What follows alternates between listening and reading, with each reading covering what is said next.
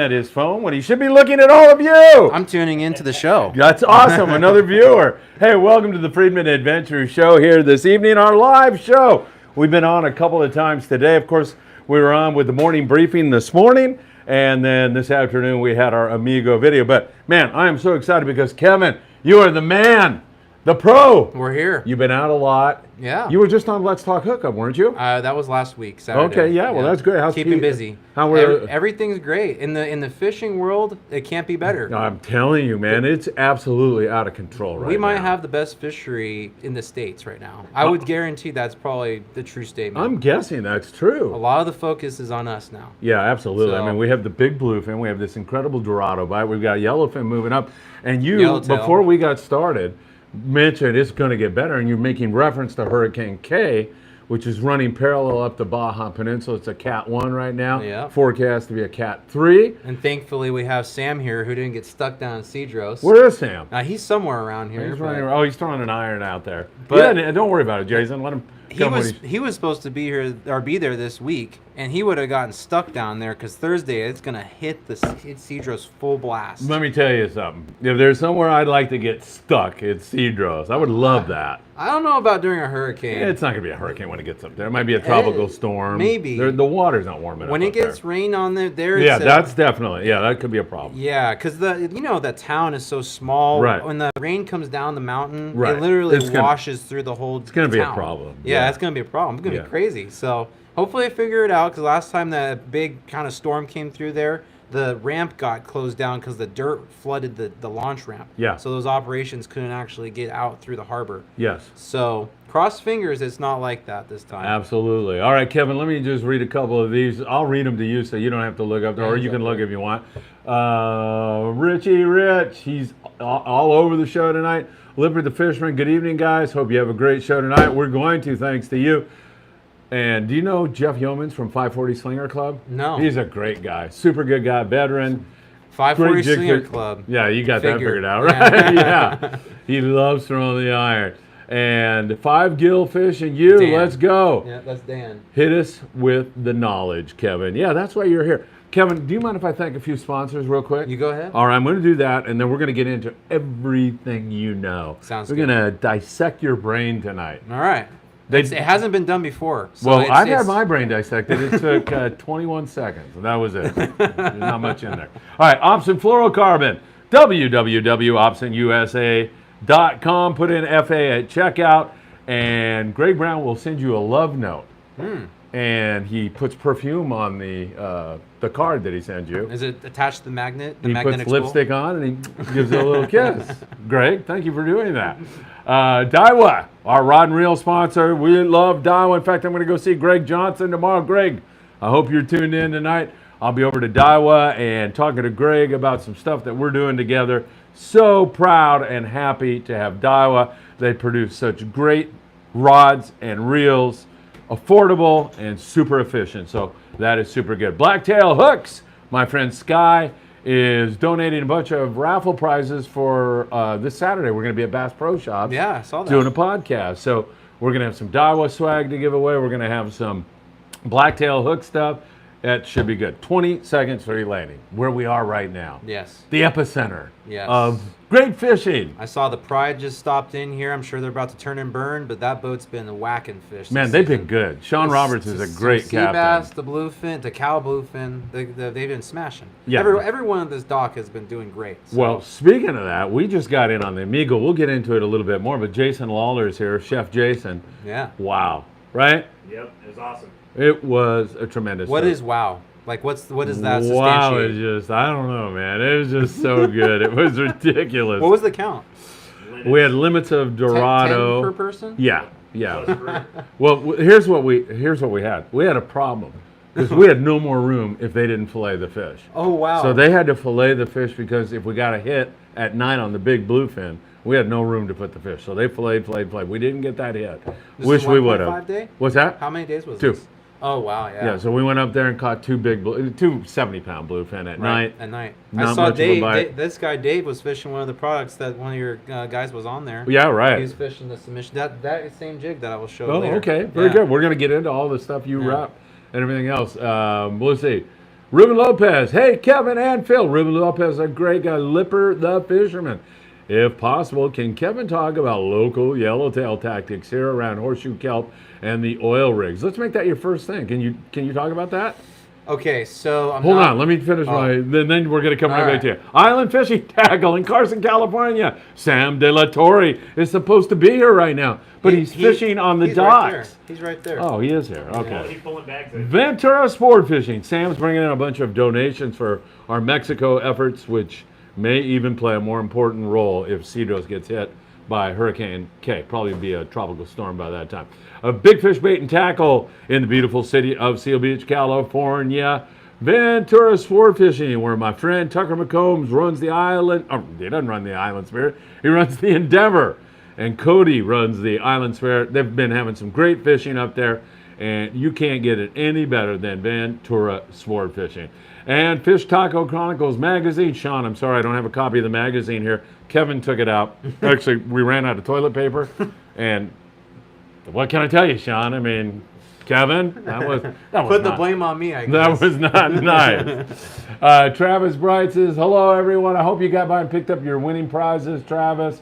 I love all the stories about the boats filling the RSW hold lately. Crazy. We had one of those. Do you want to talk about that yellowtail question while the guy just asked it? Why not? Yeah, I mean, around here it's a little tough, right? You're not going to have nearly the amount of volume of local fish that stay here throughout the year. I mean, it does happen, but you really have to be able to fish a lot of days to figure out where they're going to be positioned at.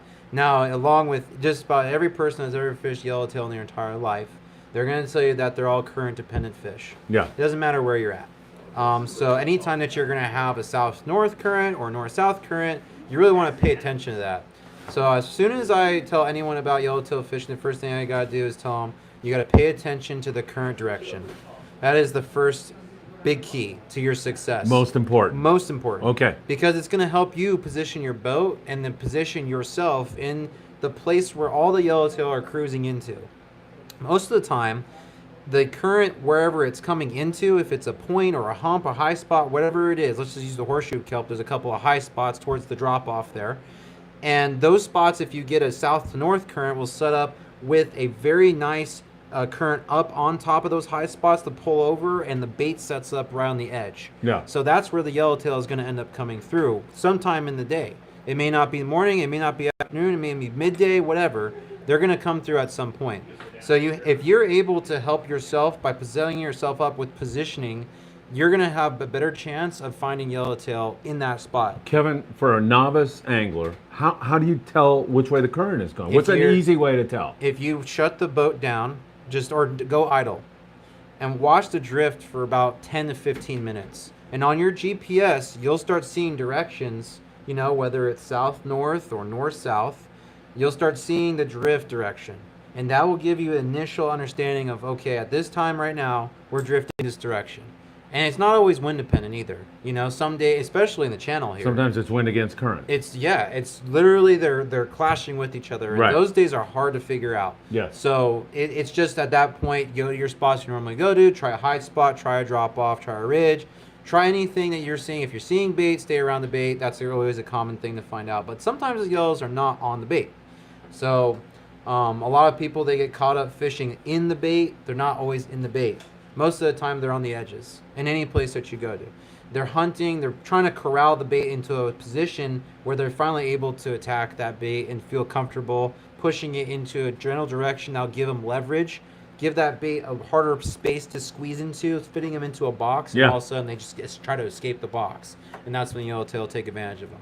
That is such a good explanation and such great information. It's the truth. It is. That's how you could become a good yellowtail fisherman. Yeah. And it's the same any place in the entire world.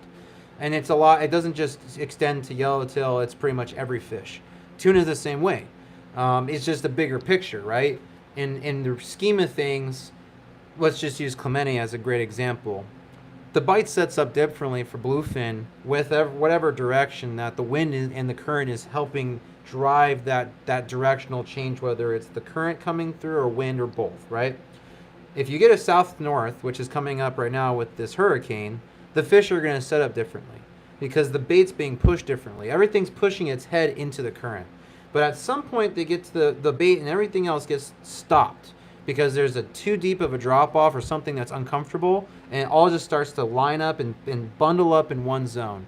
And that's when you get those really good bites, the foamer fishing, that kind of thing, is when all these elements have kind of helped to bring all the life together.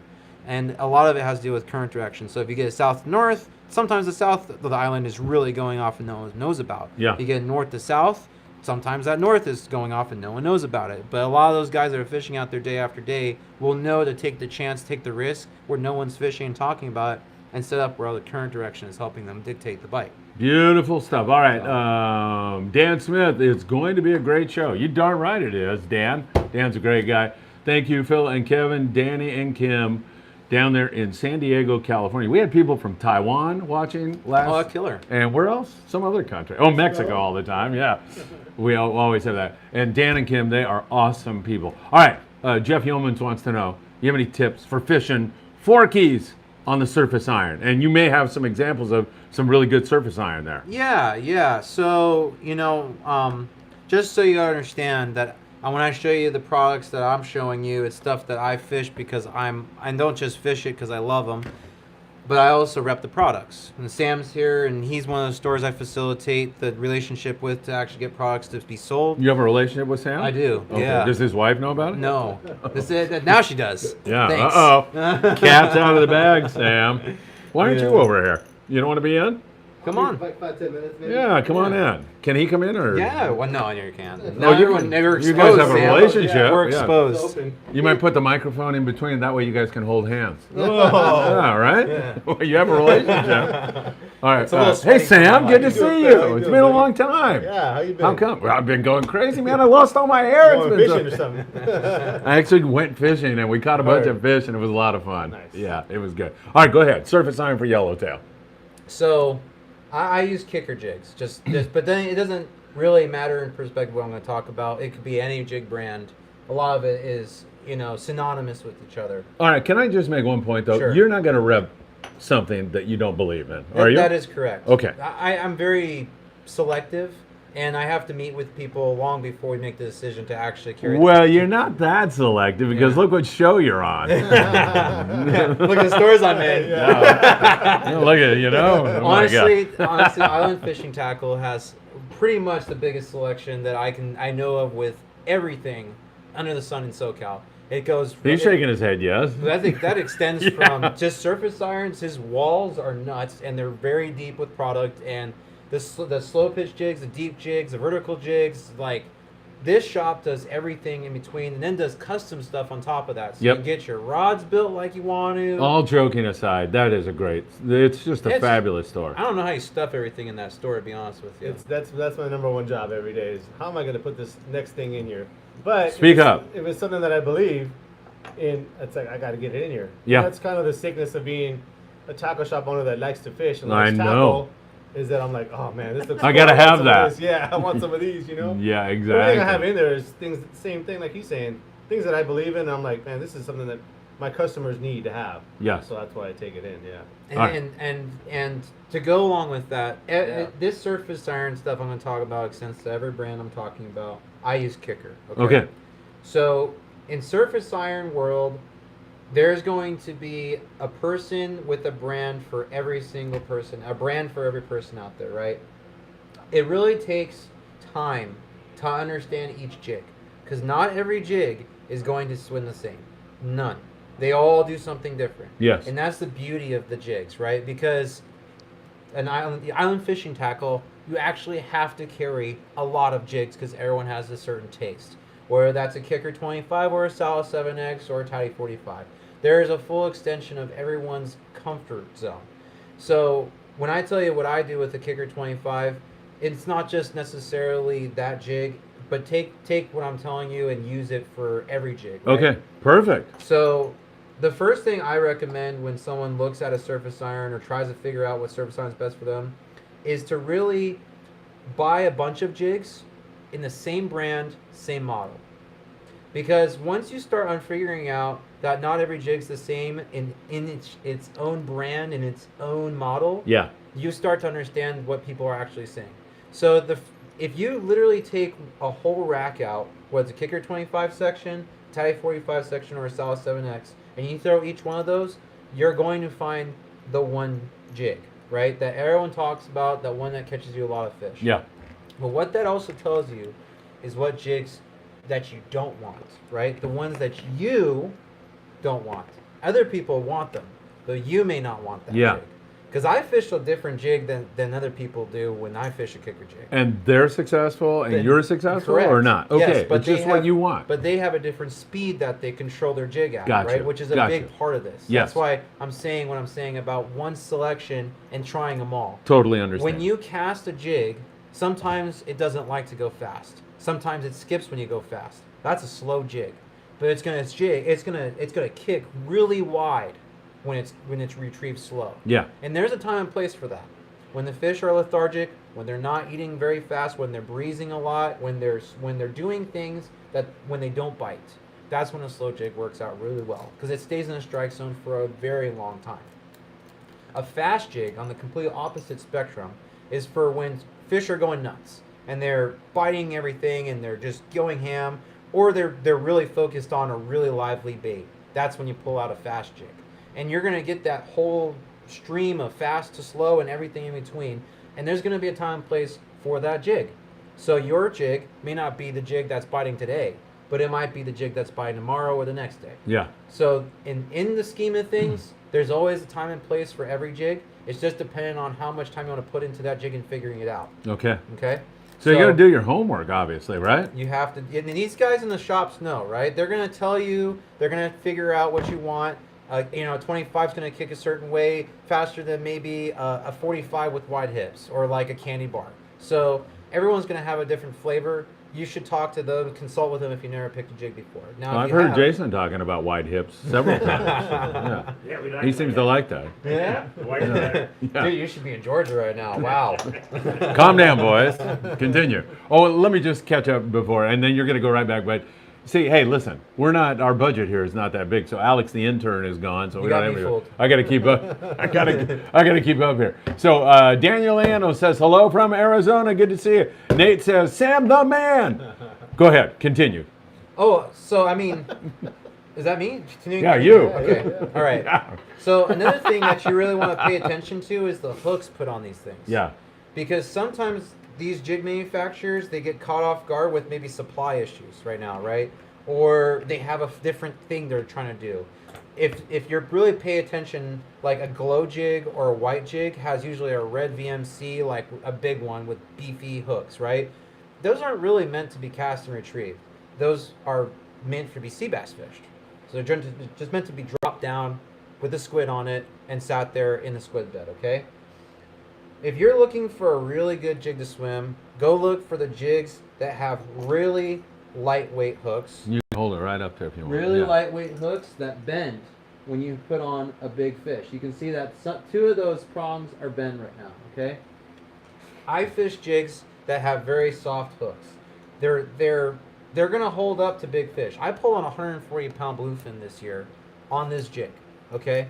So it can handle. Now say that it'll do that repeatedly once after another fish, probably not. And you hook it a certain way, maybe not. But yellowtail, no problem, okay? I like light hooks because the back end of the jig really swings. You concur. That's big time. Okay. Big time. Huge thing. Oh yeah. One of the things too is that at the shop, we'll rehook a jig. So a guy maybe has a box of jigs and they're all old or whatever, and he just wants new hooks. Maybe they're all rusted out. And a lot of times I'll tell the guy, like, you know what? Like, he'll tell me, I want a big owner, strong, Yeah. super strong hook. Mm-hmm. And I'm like, look, there's no doubt about it, that hook's really strong.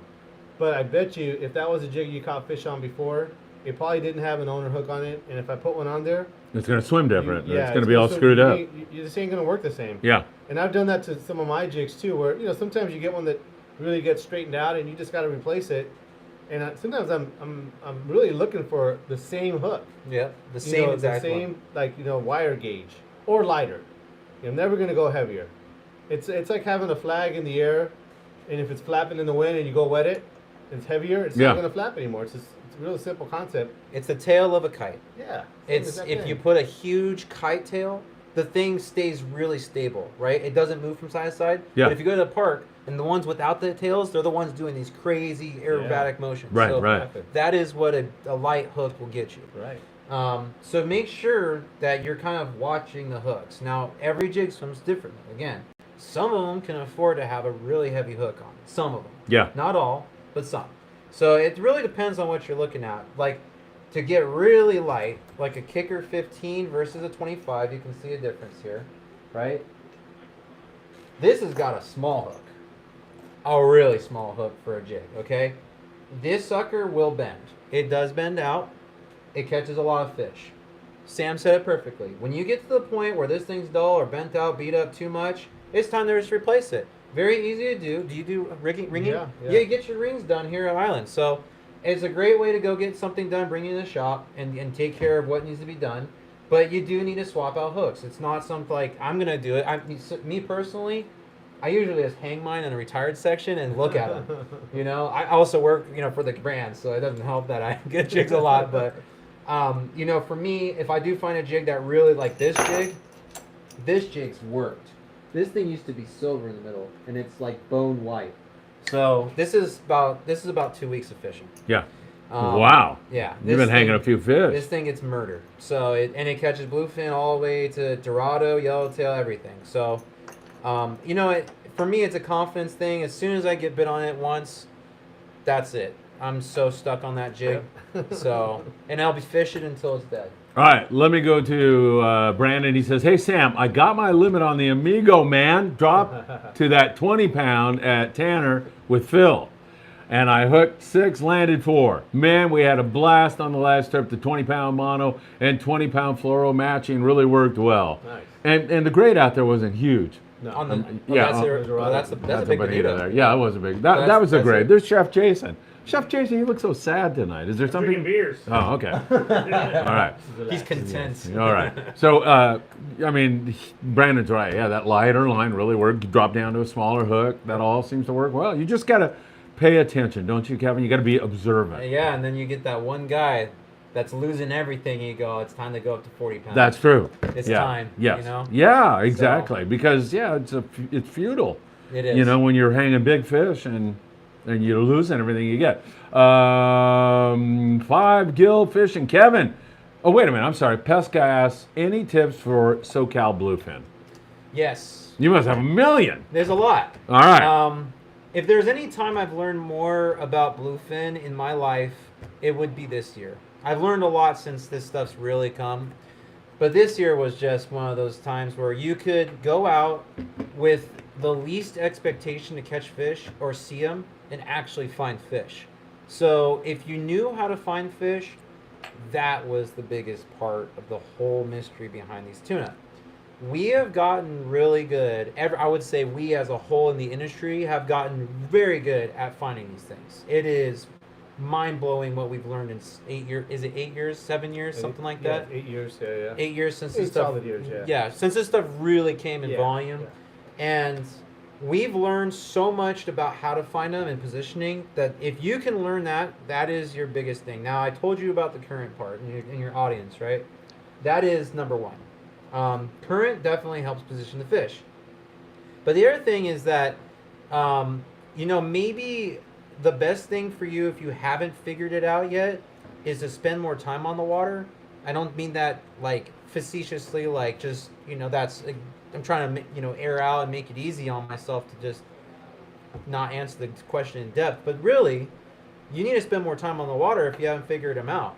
Because at any point in time, if you've met those fish and you've taken in the knowledge to understand that what happened in that day, the conditions, the timing, the tide phase, the moon, bait, current, the sunlight, the clouds, the size fish, like there's all sorts of things that occur in between these topics I just brought up. Like there's so much that coincide with each other that it's such a deep rabbit hole. And if you can put it all together, at some point it's going to click and go, okay, I'm in a zone where the current's going north-south. I've got a bunch of small fish. I know the big fish are outside of small fish. I know the bait's inside, but the big bait's out there down south. So I know that in between here, where there's a lot of bait and the little fish, and there's no baits, no little bait, and big fish, I know that I'm going to get this sort of grade and this sort of positioning and this time of day to get these fish.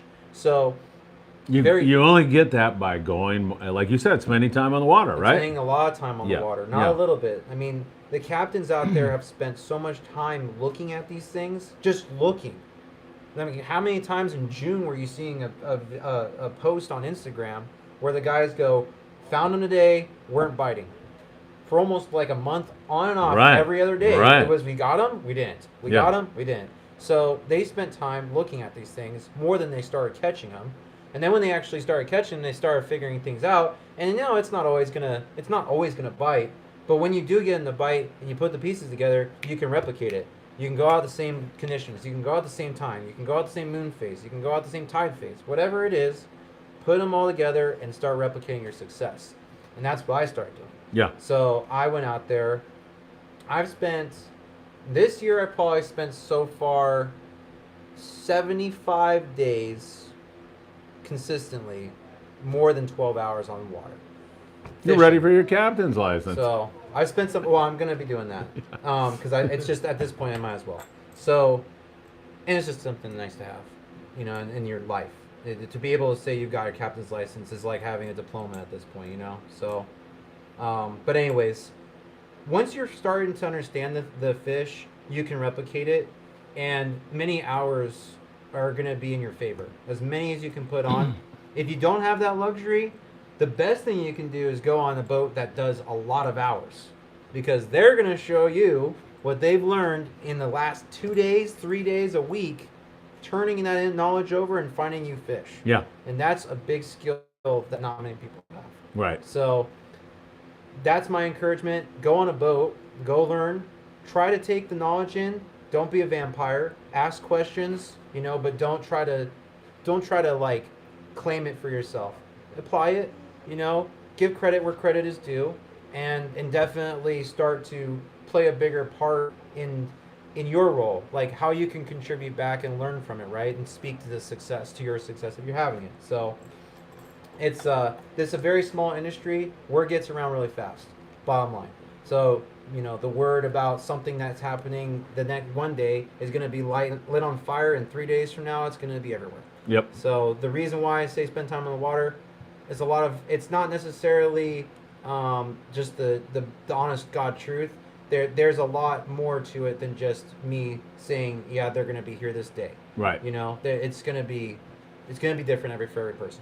Sam, you and I've done a ton of bluefin videos this year. So, there's all kinds of different ways to approach it. The guy wants to know about bluefin. There's the poppers, there's the knife jigs, there's all of this stuff. Yeah, right? So, Kevin's right. It's about time on the water. I think that sometimes it's also about being motivated, and I think sometimes that motivation, it can be tough, because it can cost a lot of money to go a lot. Yeah. Yes. But I will say that, and it shows in the industry and where we're at currently. It's something we always say. It's like, much longer is this going to last? How much longer are we going to have this bluefin?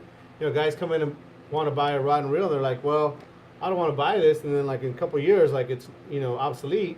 Well, you're right. there's no doubt about it. Even taking a lot of time to learn bluefin, 5 years from now, it could be like obsolete information. But I will say that 100%, 100%, in 20 years or however long it's going to be before these things are gone, you're going to feel like I could have caught one more.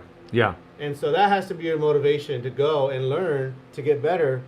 And that's really the key is to be motivated. I think that what Kevin's saying is true, but it's also kind of hard to tell somebody like, hey, take a day off of work or figure out what you got to do to spend more time in the water.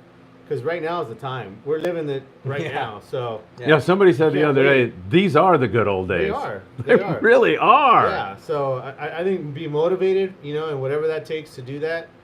Right now is the time to go as much as you can. Get the knowledge to learn it quick and apply it, because these things are going to be gone one day.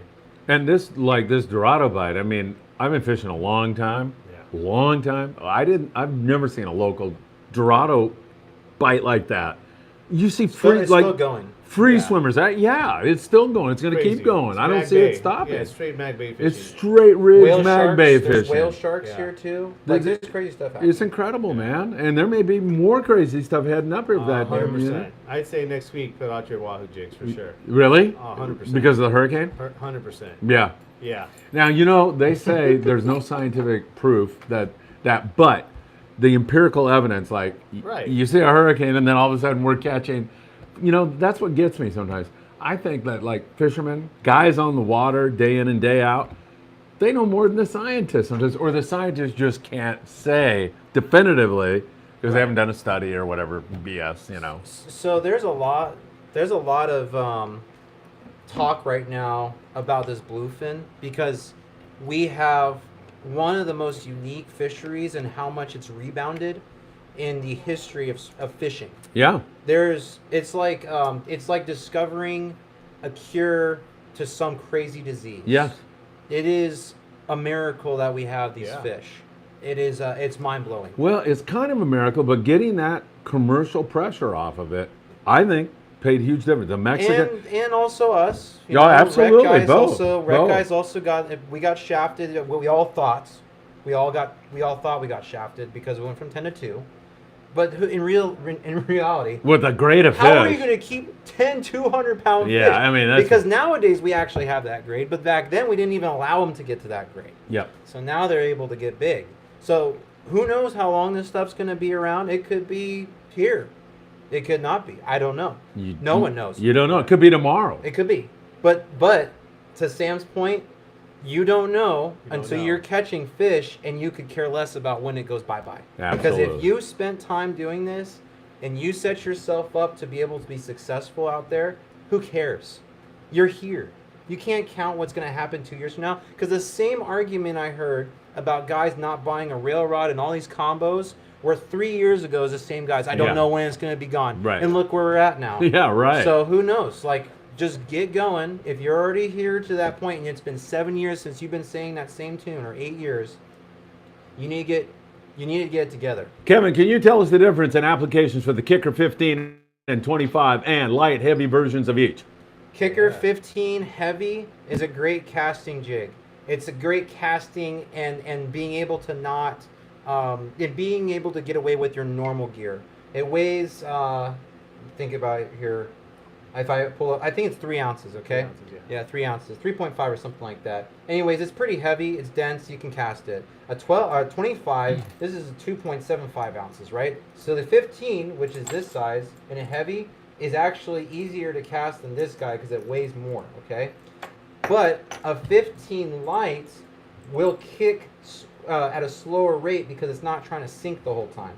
So you can burn a 15 heavy, but you can't burn a 15 light. And so if you're trying to keep the 15 light in a particular spot, like a foamer, for a very long period of time where you need to extend the amount of time for that fish to see a jig that it wants to eat and go through as many fish coming through that foamer as possible, that's when a light really comes in handy because they're not always going to hit the fastest thing. They're just hitting things.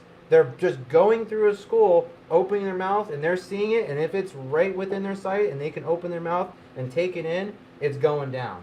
So a 15 heavy is really good if you can't cast well. It's a 15 light is very good if you can cast well.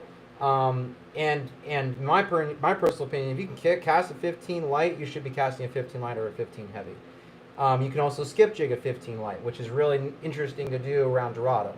And then a 25 heavy is a true yo-yo iron.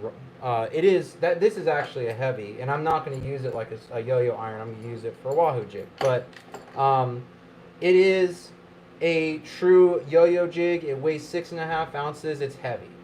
You really can't cast them very far, very hard because you're just going to blow up your reel. Did I say 15 heavy? I meant 25 heavy. A 25 light is a true surface iron. You can cast it, you can retrieve it. It's going to kick on top. You can retrieve it slow. You can retrieve it fast, depending on how your jig swims, and it's gonna work very well on the top. Yo-yo irons down, surface irons on top, and that's the main differences between all of them. Perfect. You've got the questions there in case I get behind, huh? All right, I'm okay so far. good. Ask Am I Phil. talking too Ask much? Phil. No, No, you're good. no, you're doing great. You're fantastic. All Are you right, kidding? all right. Ask Phil about when the fish have coffee, no bites. Ha ha. That's what we give What happens them. when Yeah, exactly. so Ruben Lopez, Kevin or Sam, what is the best way to file and sharpen hooks on jigs? You want to take that one? What is the best file? Oh, what is the best file? Yeah. Yes, thank you. I'm interested too. There's So. actually All no- that college education, there's I can't not- read a question. Not too many files these days that you find. I know that Braid used to make one and stuff like that, but just get one that has 2 different grits. The flat or the triangular shaped one, like I'd probably say a smaller flat one. You know, like they have little bar kind of ones. Mhm. But get one where it's like a rough side and a smooth side. The reason being is on bigger hooks, maybe not these here. These would probably use the fine side. But if you were gonna do like a big 7691, like on a Marauder or something like that, you'd probably want to start with that rough side. So just have one that has 2 sides. It doesn't have to be a big giant thing. They used to sell these big giant ones, even though those will probably work. Get something smaller, fit in your tackle box, and one that has 2 different roughness to them. All right, Naughty Boy 78. Hi, guys. Great show. I've collected some Yo's custom rods from the 80s and 90s. Wow. How long do these rods last? They're beautiful wall hangers, but are they still okay to use? 100%. Yeah, forever. I mean, they should last forever. Yeah. Sometimes you can make the argument that they might soften up over time, but you got to pull a lot and a lot of fish, so I wouldn't worry too much about that. I mean, they're not going to just break. Unless they've been sitting on a boat, maybe, where they're getting a lot of sun. Yeah. For like, if they were sitting on someone's boat for 20 years, then maybe they wouldn't be too good. The fiberglass can dry out. But if they've been in somebody's house, it'd probably be fine. All right, perfect. Brandon, hey, Sam. I'm one of the few who want the albacore back. Oh. He's one of the few. Not many, I guess. Just 2 of you. Yeah. And one idiot that predicts them every year. I miss fishing the daisy chains on the troll. Most exciting fun I've ever had when I was a kid fishing the slide. Do you miss the albacore? Not really. Yeah. I mean, albacore it's kind of like, what it used to be like, I guess. You know what? The last time that we had fishing where it was just crazy fishing. So to me right now we're having an albacore, except they're 200 pounds. Yeah. So, I don't miss it in that respect, because I know right now we have better fishing that there's ever been in the history of fishing. Agreed. Albacore is going to be fun whenever they come back, and we'll talk about that when they're here, but I really don't miss them. I mean, 10 years ago it was a little slow, and I would say I probably missed them back then. But now, I mean, it's pretty dang good fishing. There's no way that I can say I miss anything in fishing. It's the best it's ever been. Yeah, I agree. I mean, when I make the dumb prediction every year, I talk to these guys who are looking at the water temps and everything. Yeah, scientists. And it's not that I know, please. I want, because you cannot beat what is going on Can't now. beat it. If you ask me, would I trade what's going on now for a good albacore season? Hell no. All this Dorado and Bluefin and all. Was he one of the albacore guys that wanted Yeah. it back? And you're flip flopping. No, I'm not. I predicted there'd be albacore He's this just year, so predicting there'd I'm be going it. down. I'm going down with the ship, Kevin. I'm going straight to the bottom. But I got a $100 bet with Scott Buchert on it, and he keeps saying, "Well, pay up." And I go, "It's not January 1st." I got all year. Yeah, I got all year. How does it just? Is it just have to be one albacore here? Now I said it had to be. I forget with Scott. Yeah, it's like yeah. 100 Oh, wow. on the sport boats, at least 100. Not a on full- one sport boat, full bite. like 100. Yeah, so who One knows? day. Maybe there'll be a Yeah. fall bite. Huh? Never know. You never know. They're not going to swim around this warm water. They're up in Alaska now. Did you see that? Yeah. Sure Strike Lodge had Really? albacore. What were they catching them on? I don't know. I Mooching. didn't have a chance. Yeah, exactly. All right, Anthony Amalfitano, who is not here tonight, so I guess, are you going to do the trivia? You don't know. I don't have any trivia. No. Yeah. All right. Anthony says, drop the yellowtail limit down to 2. Wow. The same thing will happen with the fishery. Will rebound and it will be fresh at the island again. Do you agree? Disagree? So, you go first. No one needs 10 yellowtail, Anthony says. No, I mean, is it 10 or 5? 10. Is it 10? Yeah, because your first 5 are any size, and after Yeah. that it'd be over 24. Yeah. So, but go ahead. Are you gonna say something? No, go for it. All right. I have a theory. Okay. Now, I believe since this bluefin stuff has been going off literally since 2015 at this point, off, Mm-hmm.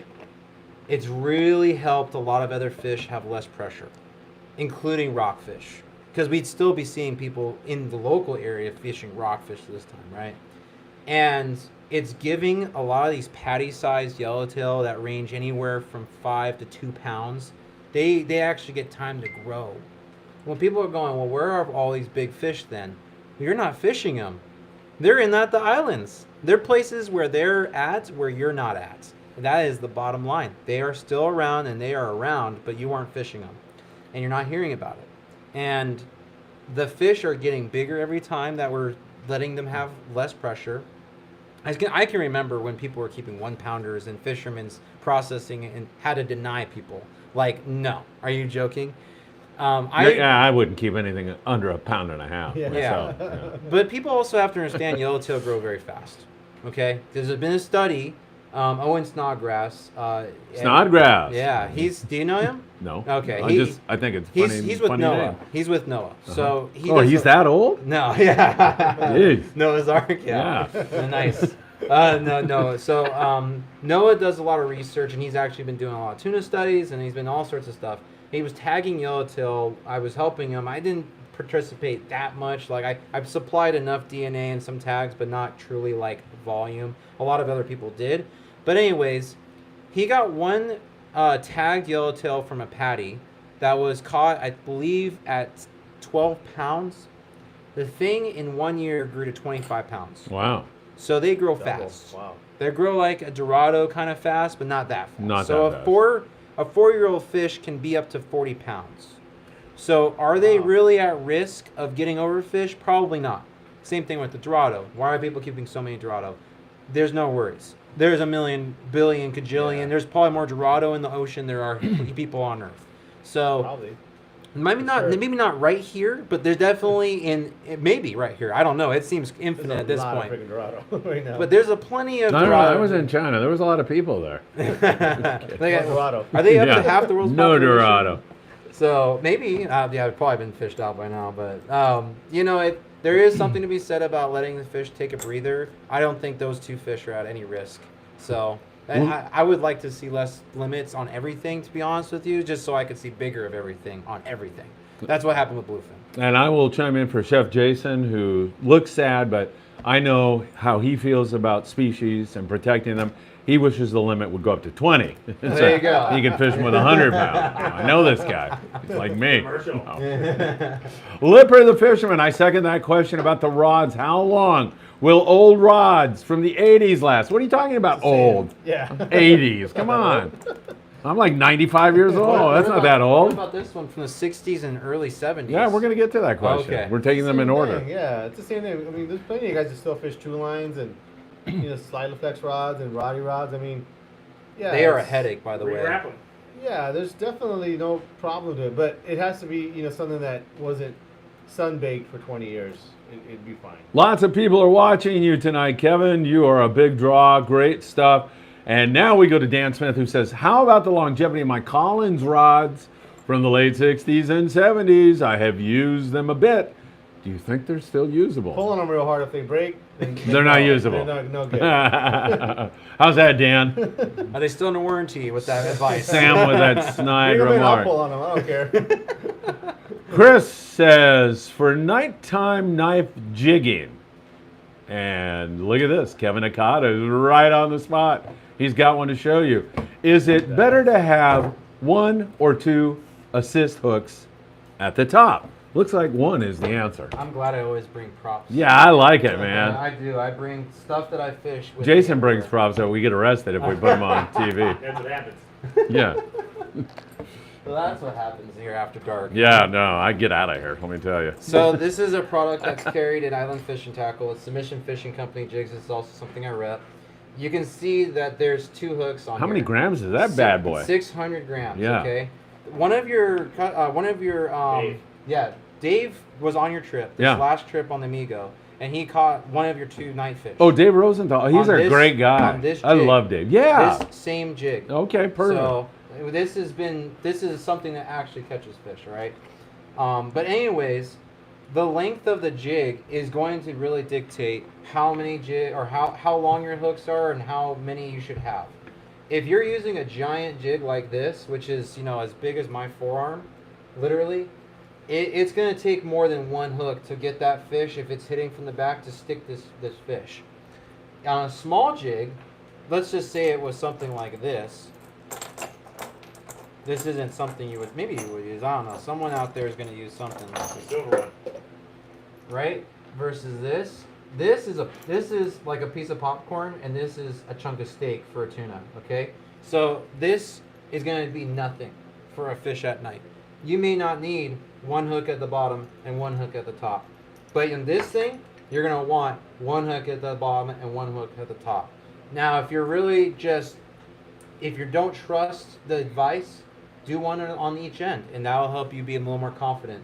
But I recommend on small jigs having 2 at the top, none at the bottom, and then on big jigs, 1 at the bottom and 1 at the top. I like having no hooks on the bottom and 2 hooks on the top on the smaller jigs, because if I can get 2 hooks in the corner of the mouth of a fish, I feel I can pull on that fish way harder, way more, and I don't have to pull that fish up sideways, which really sucks at night.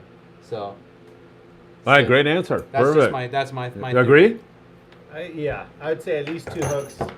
You know, that's kind of like a real common question. I don't know if there's a definite, this is the only way to do it, but I will say that's probably the very least that you would want to do, especially on a jig that big. But a lot of guys do put a big, like 2 hooks on top. Another thing I see guys doing, they'll put a treble hook on the bottom. That's another common thing now. So, I mean, especially when you get something this big, I think I would want to definitely have at least a hook, 1 on each end. But 2 on each end probably wouldn't hurt you. I don't know how much more it's going to help you, but definitely wouldn't hurt you. So, but at least 1 on each end for sure. Something that. Brian Burrell, are you going to come in here and say hi? Absolutely. Come on in here. There's the microphone right there. Brian Burrell, the Monte Carlo. You guys, you know him, Kevin? Yeah. Oh, okay, and I know Sam does. Go stand right in the middle there where that mic is so we can hear you. Oh, what do we got? Catching people. Brian Burrell! It is so good to see you, my friend. Give me 5. Hi. How you doing? Fresh off the banana boat. All right, let's hear about it. Monte Carlo today. Were you fishing Dorado? And there's your mic right there. You might have I to. was fishing Dorado today, last one to the show, and we had an opportunity. How many fish did you get? Like 28. Not bad. Okay, good. But they lose half of what we get. Yeah. And It's crazy fishing, right? yes, I've never seen nothing like this in my life. I know. I've been fishing almost 50 years, and the amount of fish that's out there now, if you haven't had an opportunity to go catch a Dorado or maybe a tuna or Whatever see else. a marlin, and we saw a marlin jump over a whale today. Oh my God. Really? Yes. You saw a freaking marlin jump over a whale. Jumped over a whale. I would give $10 million to see. That is so cool. You got 10 million? Come on. You're out of luck with me. I think I got like 60 cents. Will that work? I mean, Stay close to that microphone, Brian. You've got fishing these. is really good right now, you guys. Offshore fishing is off the chain. It's Even the epic. island fishing too. You've been catching yellows. Yes, Yeah. that was last week. Yeah. I saw Very, smashed them. very good yellowtail fishing at San Clemente Island on Tuesday morning. Were you on the Thunderbird or something? Yes. Uh-huh. There's even surface line. I ate my lunch on the Thunderbird. I ended up with 300-pound class fish, but I lost at least 5. Oh, because geez. I had rubber hooks. That's not like you. I know. I got my fix, but still, there's popping on my hook.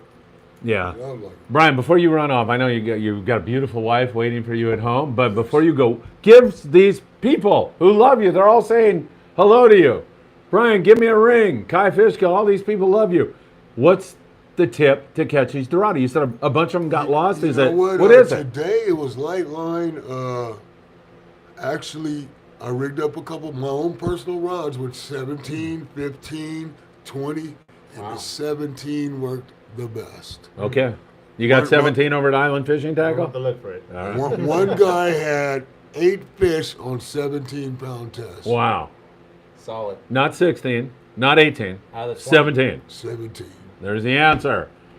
Brian Burrell, everybody. And the Monte Carlo is going what, daily? The next 2 days we are online for 3/4 day sport fishing offshore. Go do it. And I'll see you guys down there because I'm working every day.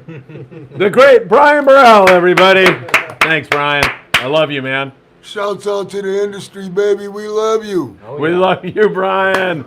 All right. Can you get in there? Can I get a, hey, do I get a hug? Oh, I always want a hug, man. No kissing. That's all right. Not in front of everybody, at least. Love you, Brian. All right, love you too. Thanks for coming by. Yeah. Them guys have Bluefin today, too. Yeah, I know. The Pursuit had a couple, and some other guys had some fish. The Native had a couple. Shoot. That's great. Hey, you're blocking our camera. What are you doing? Uh-oh. Be careful there. Look at that shirt. Brian, love you. Love y'all, too. All right. Have a great I one. left my wallet. Oh, I thought you left it here. We'll go through it for you. All right, Brian Burrell with a great there you go. update. How can you get better than that? All right, Richie Rich. I was on the 209 yesterday, my 18-foot Klamath, and we had Dorado all over the boat. They were on the micro. Micro bait. Read it. What does it say Yeah, there? yeah, micro jigs and even a bunch of above and feather 12. 12-pound tests. They tried everything. They couldn't get bit. All right, what's the advice? They couldn't get a bite. Go find some other fish. Move Drive on. away from it. Drive away. Move on and go look for something else. And Richie Rich, an 18-footer on the 209. I like that. I take my hat off to you. Way to go, man. You like it? I like it. Good job. I used to fish a 15 Klamath, so yeah. I've been all over the place in like a 12-foot skip. Same thing happened to us Saturday. Richie Rich would follow the bait all the way to the boat, threw everything we had at them, Move on. and only landed one on a 1-ounce underspin with a 3-inch flip. Move on. Just gotta go. You have Go to find run another away. one. You have to run away. Move on. You shouldn't give the fish more than about 10 to 15 minutes on any one given patty or any open water school. Yeah. Just I did move. 5. There you go, 5. That's even better. Honestly, if they're not eating the first bait that gets in the water, it's probably gonna take a while. Yeah. They should be smoking. They should be every bait that you put in the water should be done. That honestly. So if they're not like that at every patty, you might have a problem. But they're gonna find one. You're gonna find one at this point. That's the best advice. Israel says, Kevin, did you replace the hooks on the Ogre knife jig? Ogre? This didn't come with any hardware. So everything on this, just like most, knife jigs or flat fall jigs or slow pitch jigs, they don't come with hardware because everyone's got a different sauce. I fish a very long, like some people like the braided version of the mustads. I like the long version. It's always going to be different for every person. Some people like trebles on the bottom. I only know about that because on the wind up, a lot of people get bit on the back end and the trebles stick them a lot more. Just some extra advice there. There is a reason for that. I used to do trebles on the bottom of mine. I don't do it anymore. I don't know why. I just don't do it anymore. But that's what I used to do, trebles on the bottom. I want to say Dave had a treble on the bottom. He did. Yeah. Yeah, I saw that. And then the other one, Joseph, he got it on the same jig as the 300-pounder. Yeah, that's right. Joe was out with us. There was a Martinez, the guy that caught the 300-pounder. Yeah, he got one at night. Another 300-pounder? Yeah, there's Wow. Dave right there with the fish. Yeah. That was on that That's lure. on this lure. Yeah, awesome. Oh, there's that pirate. Those lures. Yeah, really. Oh my The God. human lure. Hey, if you need to get out of here, don't you do? Yeah, I gotta go. Oh, come We on. have 10 more minutes. All right, 10 more. That means a half hour at least. Wow. Yeah, translation. I like it. All right. Kai wants Brian to give him a ring. Lipper the fisherman, feeling greedy for asking another question. Don't feel greedy. That's what this is all about, right? That's right. We'll stay here till we answer every question. I like it. 2 o'clock in the morning. I'm down. Right. Can someone bring a Tony and couple- Janelle will kill us. They want out of They're here. open to 10. I'll tell you a story about them in a second. But feeling greedy for asking another question. But what I always release my threshers I catch locally. But if I had to keep one for one reason or another, what's the best recipe you guys know of? Do you want to come in here and answer that? A thresher shark? Too. I treat it like a steak. No, get in here because nobody can hear you. Oh, they can hear me. Go under that wire there. Watch out. Be careful.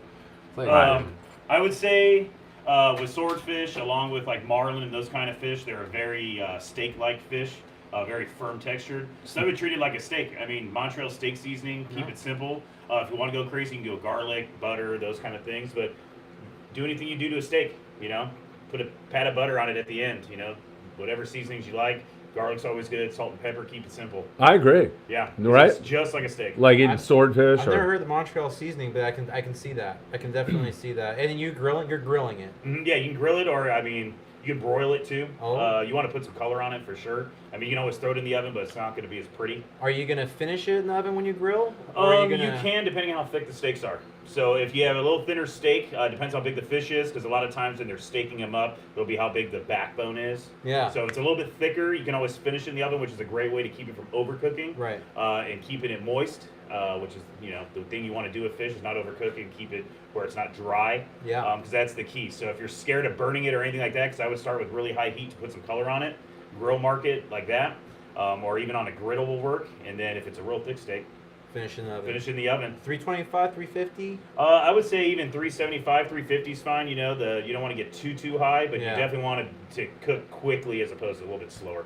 And you want it preheated and not like warming up when you put it in there. You want it hot, right? Exactly, and if you're Yeah. using, I would say a good thing to do if you're using your oven at home, when you open the door, you're going to lose a lot of heat. So start off with it at a real high heat. Start at 400. When you Then throw it in there, drop it to 350. So that way you're losing heat, but you've already got a lot higher heat in there.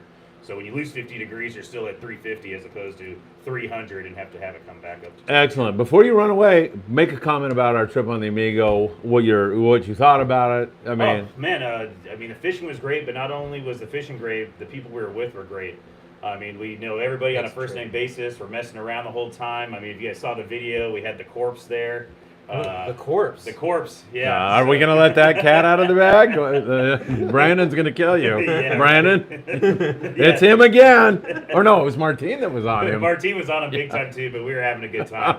We were messing with him on his trolling setup as well too. But that's what's It fun was all about it. good-natured fun. Oh, exactly. It's good Yeah. natured fun, and that's what we always have fun all the time. Unless you're Brandon. But this time we caught a lot of fish, so it made it even more fun. So it was that. The food was great. The crew was great. And the Fishing Dorado was great. bite.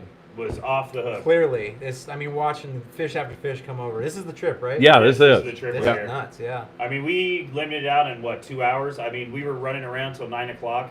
I saw breezing fish and jumping fish underneath the boat before we even got hooked up. Relaxed fishing. That's Mhm. relaxed fishing. Yeah. Nice, good bite for 2 hours. Yeah, I mean, Yeah. if you want to go wild and sweat your ass off, you could have put the wood to them, and if you wanted to kick back, you can get one every bait. That's awesome. It was insane. There was- followers on everything. I mean, And we had we were next to the Fury and the Thunderbird, and there's fish jumping in between all the boats. Yeah. You look off the bow of the Fury. I was up talking to Mark in the wheelhouse, and I go, dude, look, there's a marlin greyhounding right toward us. They'd hooked one on the Fury, and it was greyhounding right at us. Holy smokes. Yeah, it was so cool, man. It was really surreal, wasn't it it? was a great trip. I mean, we saw the mola mola. I mean, it was just a good all around with Everything. all the life out there we saw and making the runs between everywhere that we were going, from being down south to coming up behind Catalina to going to Tanner. We made the rounds and The Tanner looks pretty flat when you guys went too. It wasn't too bad. It was actually nice. It laid settled down, Kevin. once the sun came up too, which Yeah. is crazy. And So- that looks awesome. Did you make that? Oh, so the story on that, do you want to tell the story on that? Or Well, did you we hear it? Yeah, well, we were they were blowing up on everything, and we were just having fun. And one of the deckhands grabs some coffee cake, takes a bite of it, throws it out in the water, and the fish start boiling on You're it. kidding. I swear to God. It was. I Swear wanted to it. God. It made me think we need to hit up Berkeley and start making that flavor in Berkeley. We had coffee Adobe. cake Dorado Gold. biter, Yeah, Sam. right. Here, Coffee cake here, gold. here we're all like, in order to get a bite on a Dorado, you have to. They throw a piece of coffee cake over and they're eating it. It's Wow. incredible stuff, And man. that's just ahead of the banana bread. Good stuff. All right. Thank you, Jason. We'll call you back when we Does need he you. have a show ever of just talking about cooking? Yeah, stuff? absolutely. He's done a ton of videos. He's Yeah? going to do more I'm gonna watch too. through 'em. Yeah, you'll There's not enjoy a whole it. lot of them yet, but we're gonna start doing more because all the There's fish quite will a be down few. and have a lot more free time. So You gotta get in the kitchen good. Mhm. That's Yeah, where he yeah, does he it. does. He does it. Oh yeah. Oh Yeah. All right. I gotta watch more. You got like how many videos do you have? 400 400 or something like that in a year and a half. Dude, I started watching. I just got through like No hair 10. left, man. I'm telling you. Yeah. Naughty Boy 78. Can we expect any special guests at Bass Pro on Saturday? Absolutely. I've got the whole list up, Naughty Boy, on my Facebook page, Friedman Adventures. You can go there and see. Two of them will be my own sons, Philip and Nice. Patrick. That's So awesome. they have a thing called Bass Bros. Bass Bros. I almost forgot what they Bass Bros. And so we're going to delve into their whole thing. And then we're going to have lake fishing stuff, bass fishing stuff. It's going to be really good. We're going to have tons of gifts we're giving away. More than anything, it's going to be a great opportunity for me to say thank you to each and every one of you. Anthony Malfitano, toward the east end or the west, can I at least say that much? Okay. Oh, he's asking for dope. I don't know. Yes, yeah. Yeah. Oh, for the dodos. Yeah. Dope, Yeah. For dope. He's looking for anywhere for Dorado. Is that? I guess, yeah, for the dodo. Right, Oh. Anthony? Well, I was actually Yeah. talking back and forth with him. He wants to know because we're trying to get out there. So and he saw the numbers from today. They got Bluefin and Dorado. So Honestly, if you're trying to catch a Dorado, just pick a body of water that's maybe just south midway of Catalina, all the way down to Tijuana, and just go. It's Just pretty drive much around, you're gonna it's find pretty something. much the truth right so now. much fish. Yeah. It's crazy. It's pretty much the you truth. almost can't miss them. I know. You can't. I I've can't tried. guarantee you're gonna catch, but you're gonna find fish. You're Yeah. gonna find. I saw the biggest Dorado I've seen all season, That's real a big tight, real tight to the shore. This what was that last couple of days ago? It was a big one. Yeah. I saw Yeah. that. I think Like it was how big? proper. I think 30 to 35. Yeah. it was- So it's get big this. ones. It's Yeah. going to pop up here on the screen. My friend Phil Capricio was out on a boat. He weighed this fish that this other guy caught. His name is, I can't remember what his name is, 48 pounds. I saw After your it post. bled out Is that for 4 legit? hours. Yeah. Well, Phil Capricio's I take him to the bank. That's not it. Well, it'll pop up there. But you had that was on your morning briefing? Yeah, it was the morning briefing. That's Yeah. right. That's right. That thing was that's crazy. Yeah. I mean, geez, that's a big one. In Mag fact, Bay, Mag Bay, like Sam Yeah. said. I mean, seriously. Someone's gonna catch a rooster fish or something. I know, exactly. Well, remember the last time this stuff came through, like 2015, we had blackfin, or we had black skipjack, which has got Yeah. the 3 dots. Then you also had cabria. Do you remember that? Yep. Then you had like weird pargo and grouper come through on the bottom fishing. Like weird stuff happens. yeah. So I wouldn't be phased. I would Yeah. not be even phased. A black marlin or blue marlin, whatever that one that was down in Yeah. San Diego, no one can still figure out what it was. But yeah, that's some weird stuff. Look, David, the corpse. I was over visiting Captain Eddie Leland yesterday and Phil Capricio came in. And so we were talking to Eddie about the bite. Incidentally, Eddie really, really, really needs your thoughts and prayers right now, okay? He's battling prostate cancer. He's an old captain, Yeah. dear friend of mine. He's going through some rough times right now. So, but Phil Capricio was talking to Eddie about it, and I go, don't you know somebody who's like in the fish reporting business, Phil? And he's like, oh, I should have sent this to you? And I go, yeah, 48-pound freaking Dorado? It's a monster. Yeah, exactly. All right, excuse me, I'm going to choke to death. The corpse. Hey, there was a guy that wants to make memories. Do you see that question? Yeah. Says, 17-footer, right? Diesel Don. What area can I fish for this Dorado hot bite? I'm on a 17-foot whaler with my 2 sons, and I want to make memories. And so we kind of just covered that, yeah, but yeah. can we be like more specific? Would you run to the 14-mile bank and run to the 209 to the 277? That's a He's really not on a good plan. Yeah, right. I mean, So if I've heard you're a up lot of here- fish on that route. If you're up here and you don't want a trailer far or you have a slip, that's your probably your go-to. And there's actually more fish in the channel than a lot of people might think too. So you might want to look around that zone. Honestly, if you're really trying to make memories, make it a shorter day. Try to go and look at some of the closer banks because that is going to be loaded. At some point, you're going to find a kelp patty that you're just going to look down and go, yeah, we're here. Yeah, Very right. simple. And if you set your GPS to whatever spot, don't wait till you get there to start looking. right, start Pretty looking. much, as soon as you pass the rigs, you pretty much keep your eyeballs open. You're probably going to run into something. Jason just put the list back down so I can read the. You're hired. Hey, you know. I don't need Alex I the can touch intern. buttons. Yeah, you're awesome. All right, so that's a great question, and we hope you make memories. Certainly do. David Rosenthal says the corpse. So, do we want to tell the story, or is Brandon going to kill it? It's not that bad. No. So for some reason, Brandon, and he's great. He's donated a bunch of lures. He's a very giving, loving guy. But he slept in the galley under the table with his legs sticking out where everybody walked, and he had a freaking sheet over him. It looked like somebody had a heart attack, and they're like, "Well, throw a sheet over him for Yeah. now, and we'll put him in the freezer or put him in the Did you refrigerator." just get hot or something?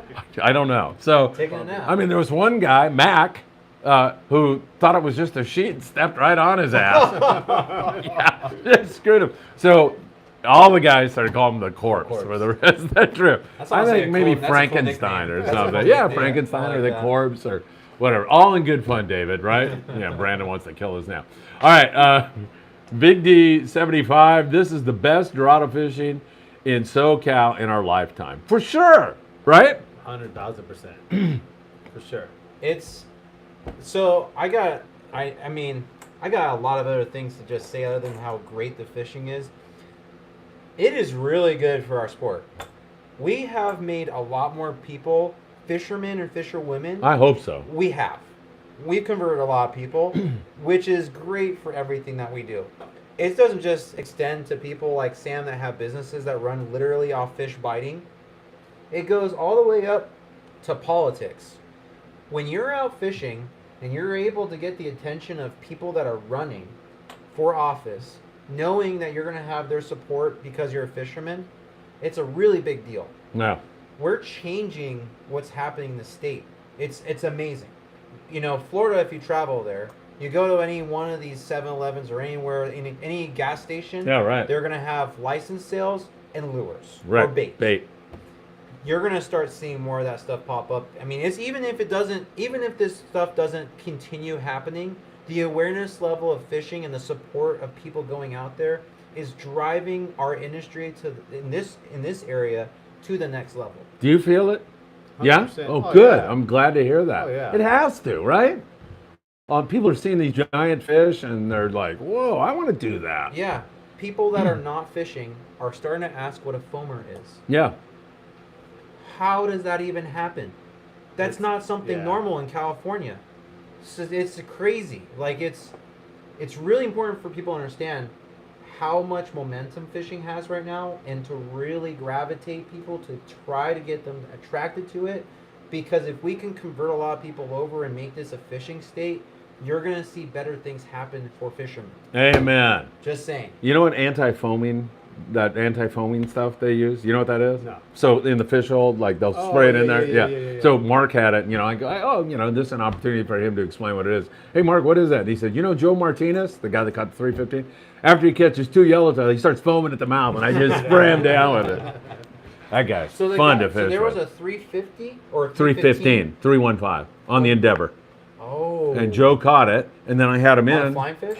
No, he got it on. Jig. Yeah, and then he fished that same jig on our trip and caught another 70-pounder.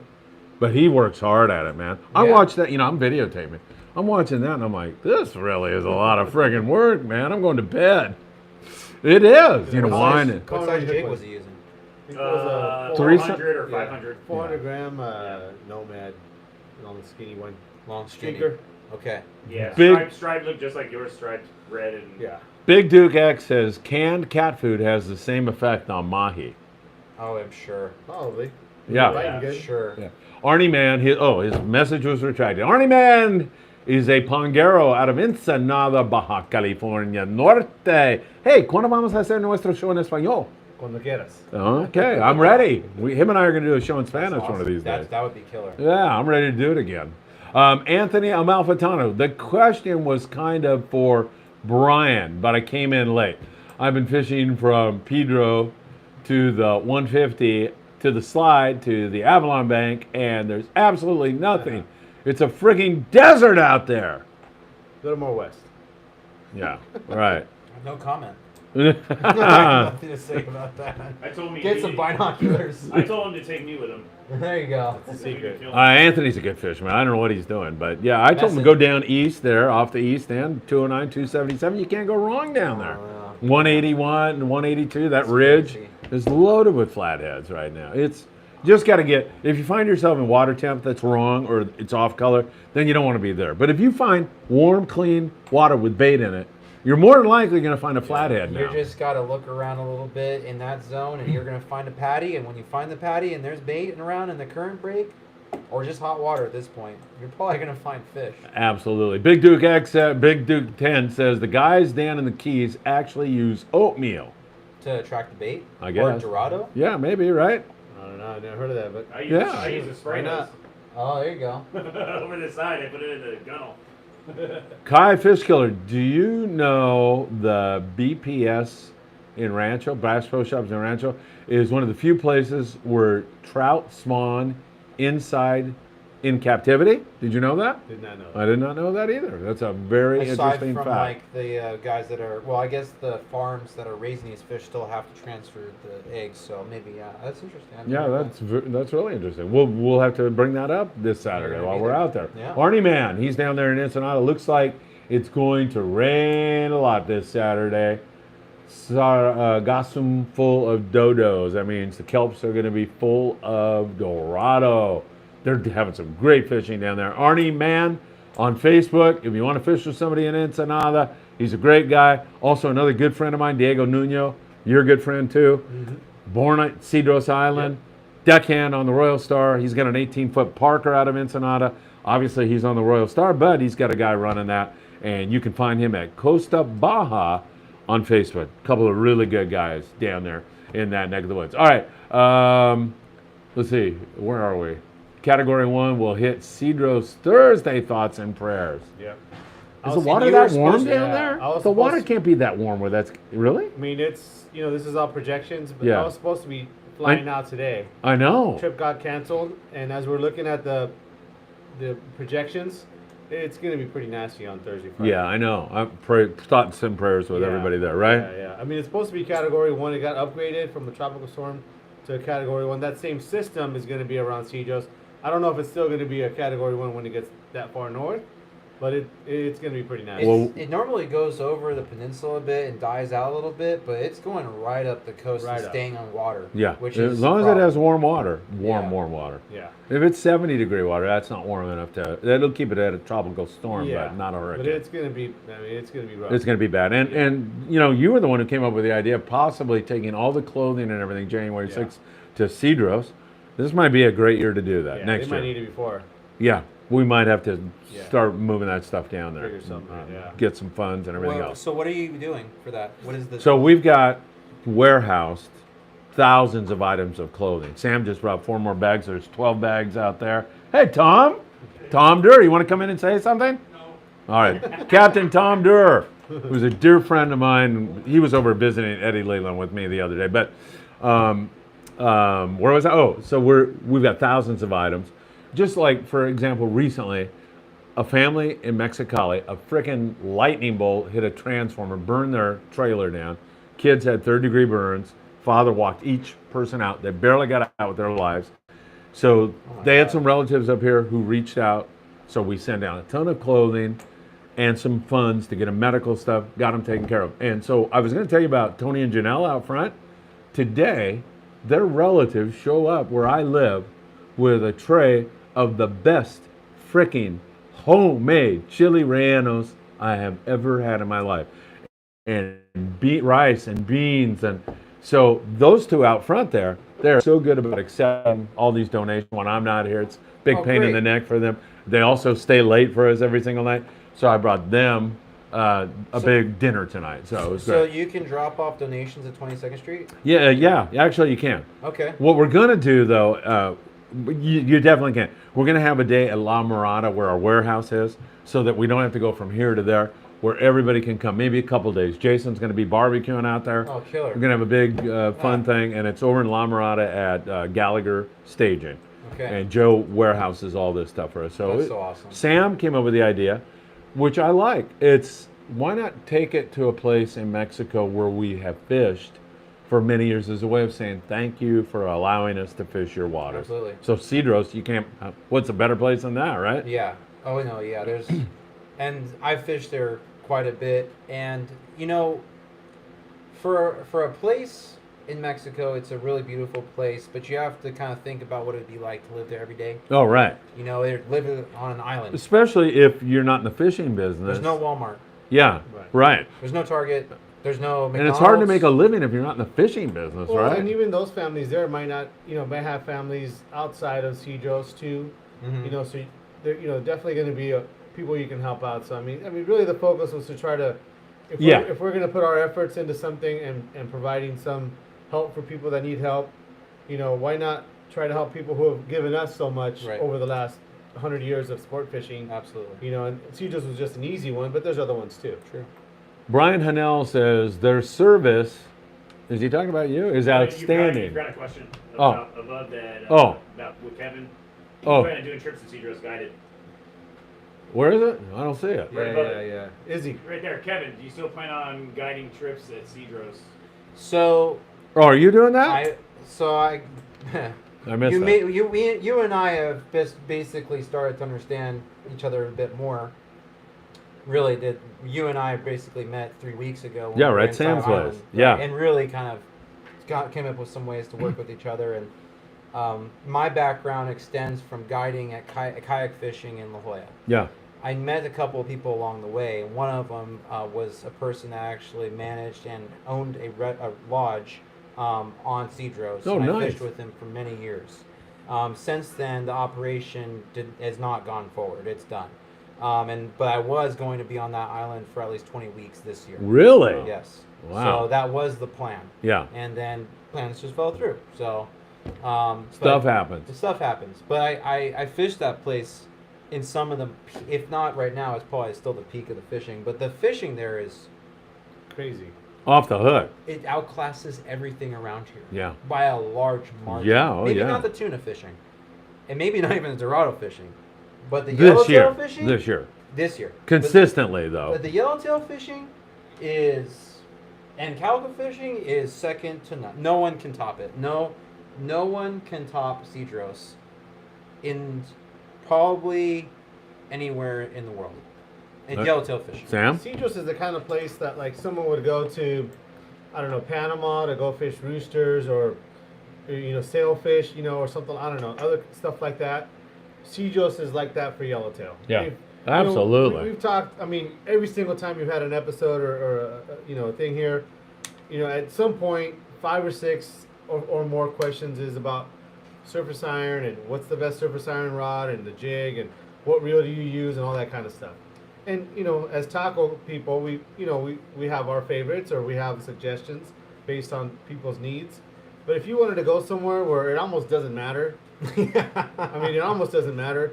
And it's not in the sense to be like, well, if you can't fish, go down there and you'll catch a bunch. It's more like yellowtail fishing, surface iron fishing is, in my opinion, at least for me, some of the most fun fishing for me. And I think most people, once you get that opportunity to do it once, where you have thank you. a good trip and you get 4 or 5 yellowtail on a surface iron, it's pretty hard to not want that again.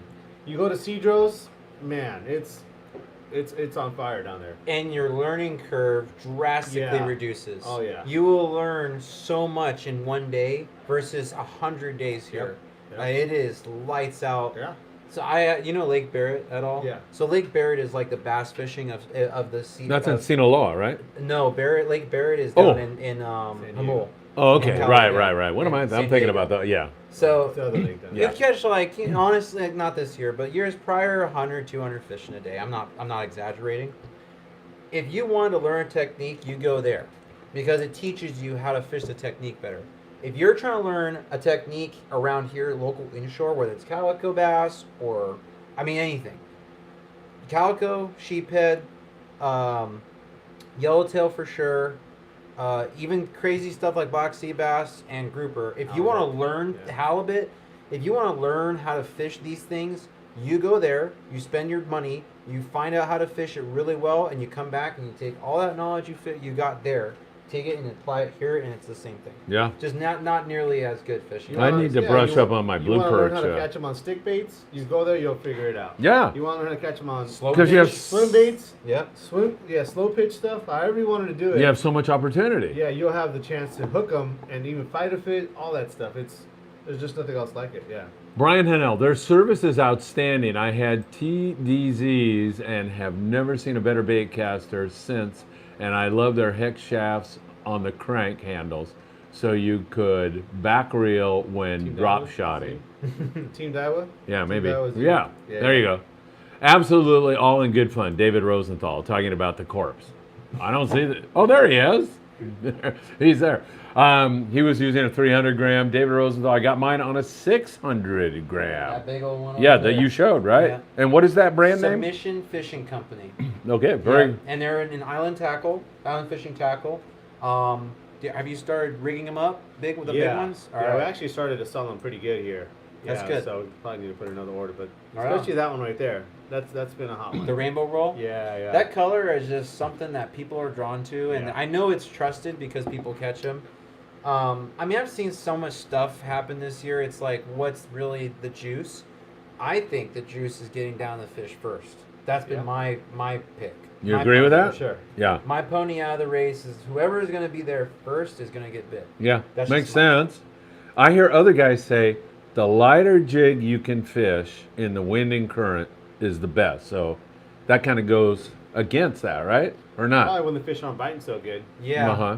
But But it makes more sense to So- what you're saying. Well, so when you go around at night and you're fishing these things, what are they doing? they're going around and they're basically banging off the sonar those schools around the boat. They're probably not underneath the boat at the time that they're actually seeing or hearing them. Then when they actually approach the fish are going to be coming under the boat at some point. But the captain has to drive over the fish. They're not attracted very much, aside from maybe the lights that are around the boat if the people run them. Yeah. So you have a very small window in time to make sure you put a jig through the school that the boat is running over at the exact moment the captain says, we're over them now. If you're putting a 600-gram jig through that school in 12 seconds, and It makes sense. everyone else right? is still up there 8 seconds ago, you're probably going to get a bite. Or at least be around the fish, which is where you want to be. When you're rock cat fishing and the guy says, let him go, I freaking want to go right then because he's got him, you know. now. Yeah. So it makes great sense to me, for sure. That's the thought, you know.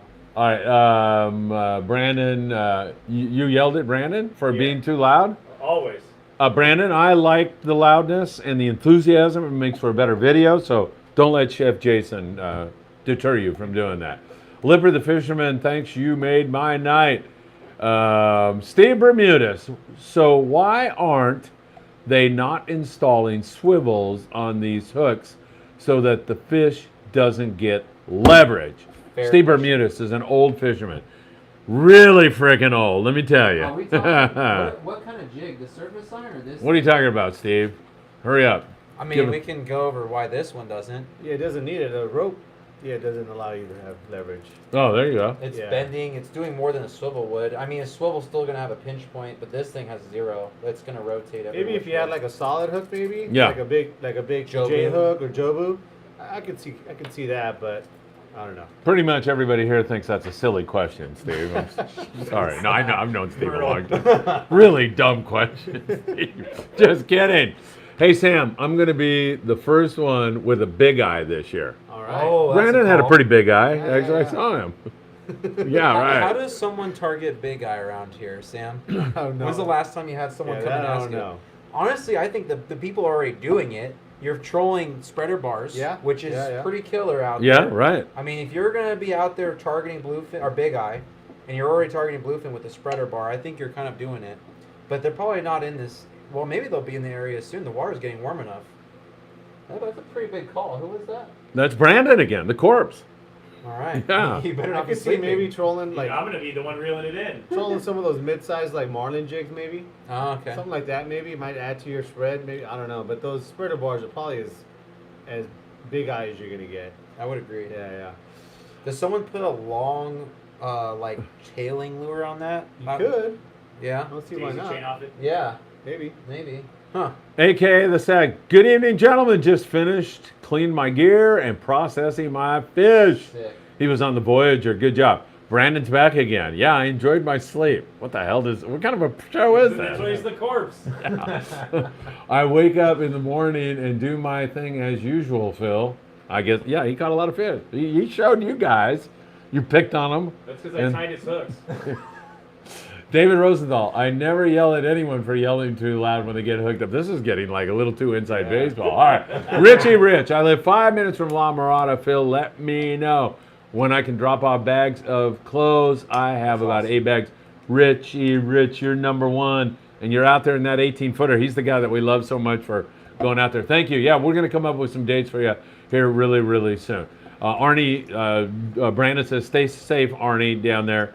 The hurricane is coming up. Yes, it's not going to get to Ensenada, you guys. I mean, the hurricane's not going to get there. The rain is going to get The there. system's gonna be this. Right. It's not going to be a hurricane. It'll be windy. But it's Yeah. gonna be windy. Yeah, and rainy. for sure. But right now, I think Maybe not projections are over 11 feet at over 11 seconds. When? And, Or Saturday? yeah. Oh, wow. It's gonna be pumping. Yeah, it is. And what's that going to do?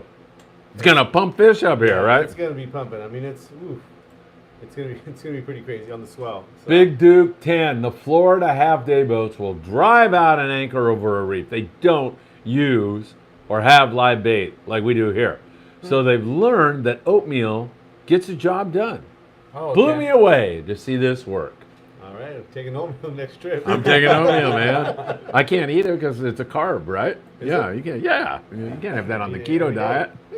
You do? Yeah, Yeah, oatmeal's good for you, right? that's what they told me. Unless you're on the keto diet. All right, Israel says Lake Barrett is a barbless hook lake down here in San Diego. It's all catch and release, Yep. which is great, right? Yes. Yeah. It's just a fun lake. It's nothing. Yeah. I mean, you're not going to get too many trophies. There's still 8-pounders, 10-pounders in there, but it's not like the rest of the lakes out here. Tons of people watching. Kevin Nakada tonight. You're a big hit, Kevin. Great stuff. David Rosenthal, Slow Death, Kai Fish Killer. Had the best trip fishing there. The key is good casts, good drags. Hold on. Yeah, it's just outstanding fishing. They had limits of bluefin tuna, fishing a lot at night, a lot of knife jig action, like what you're talking about. It's really good. You have trips coming up that are going to be targeting bluefin. Well, specifically, I mean, I leave it up to whatever? the guy running the boat, but Yeah. I would guess. No, not specific. Whatever the best. I mean, pretty much. I don't tell those guys where to go, and they always pick what the best option is. Yeah. I want Yeah. bluefin. Yeah, I know. You take us bluefin fishing, man. I know.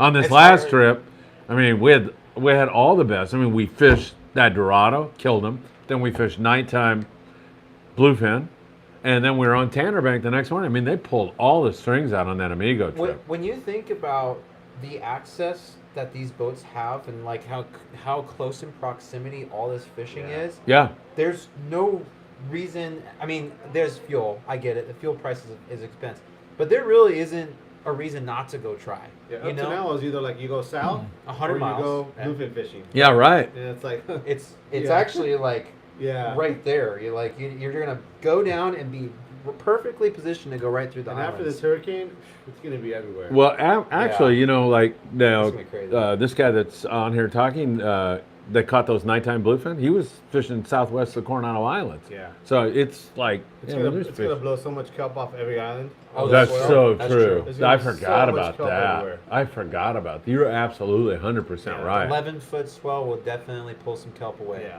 Yeah. Which is warm water. It's all kind of like not holding on too good anyway. And they're already big patties. Yeah. Like when you go out there and find a Yeah. patty, a lot of them are like, Mega. damn. Yeah. that's a big patty. Like Yeah. it's bigger than the room kind of patty. And you're like, I haven't seen that for a few years. And it's not just one. It's like the next one's like that. Yeah. And the next one's like that. And maybe there's like a little bit smaller one. It's still holding fish. But then the next one's like big. And you're like, this is crazy, out of control. It's unheard of fishing. It's really, really good. All right, let me go back here. Israel, Kevin, we should get Muto on this podcast and have him talk about his jigs. That's who makes those. Yeah, is he good on a podcast? Oh, yeah, he has his own. Oh, really? Thursday, Oh, yeah, we should have him on there. I will. Yeah. If you Where's he invite at? him, I'll give you his number. Yeah, he's in Carlsbad. So, Perfect. Yeah. Do you think he'd be a good guest, I Sam? think so. All right. Well, then that does it for me. Next week he's on. As long as you can get out of here, right? 10 minutes has 10 turned minutes, into yeah. 45, and I you're didn't say which 10 you're not minutes. leaving. You're staying till the end. I don't know. We're almost 2 hours into this thing, man. We're rocking here. They gave me this water. I couldn't leave. 5 gill fish, and Kevin, what's a good? Oh, come on, Jason, come on, you can do it. What's a good rod and reel setup to throw surface irons? Any recommendations? So I rep Taipan rods. Now I'll give you fair warning that they're you will not find them yet. Okay, we are working on a lot of concepts, and we're in full development for some really killer designs for SoCal. And these are made in Yuma, Arizona. He makes some amazing actions for these 10-foot rods, and with a really thin blank. They're really light. Amazing technology, like leaps and bounds from what this kind of has come from, right?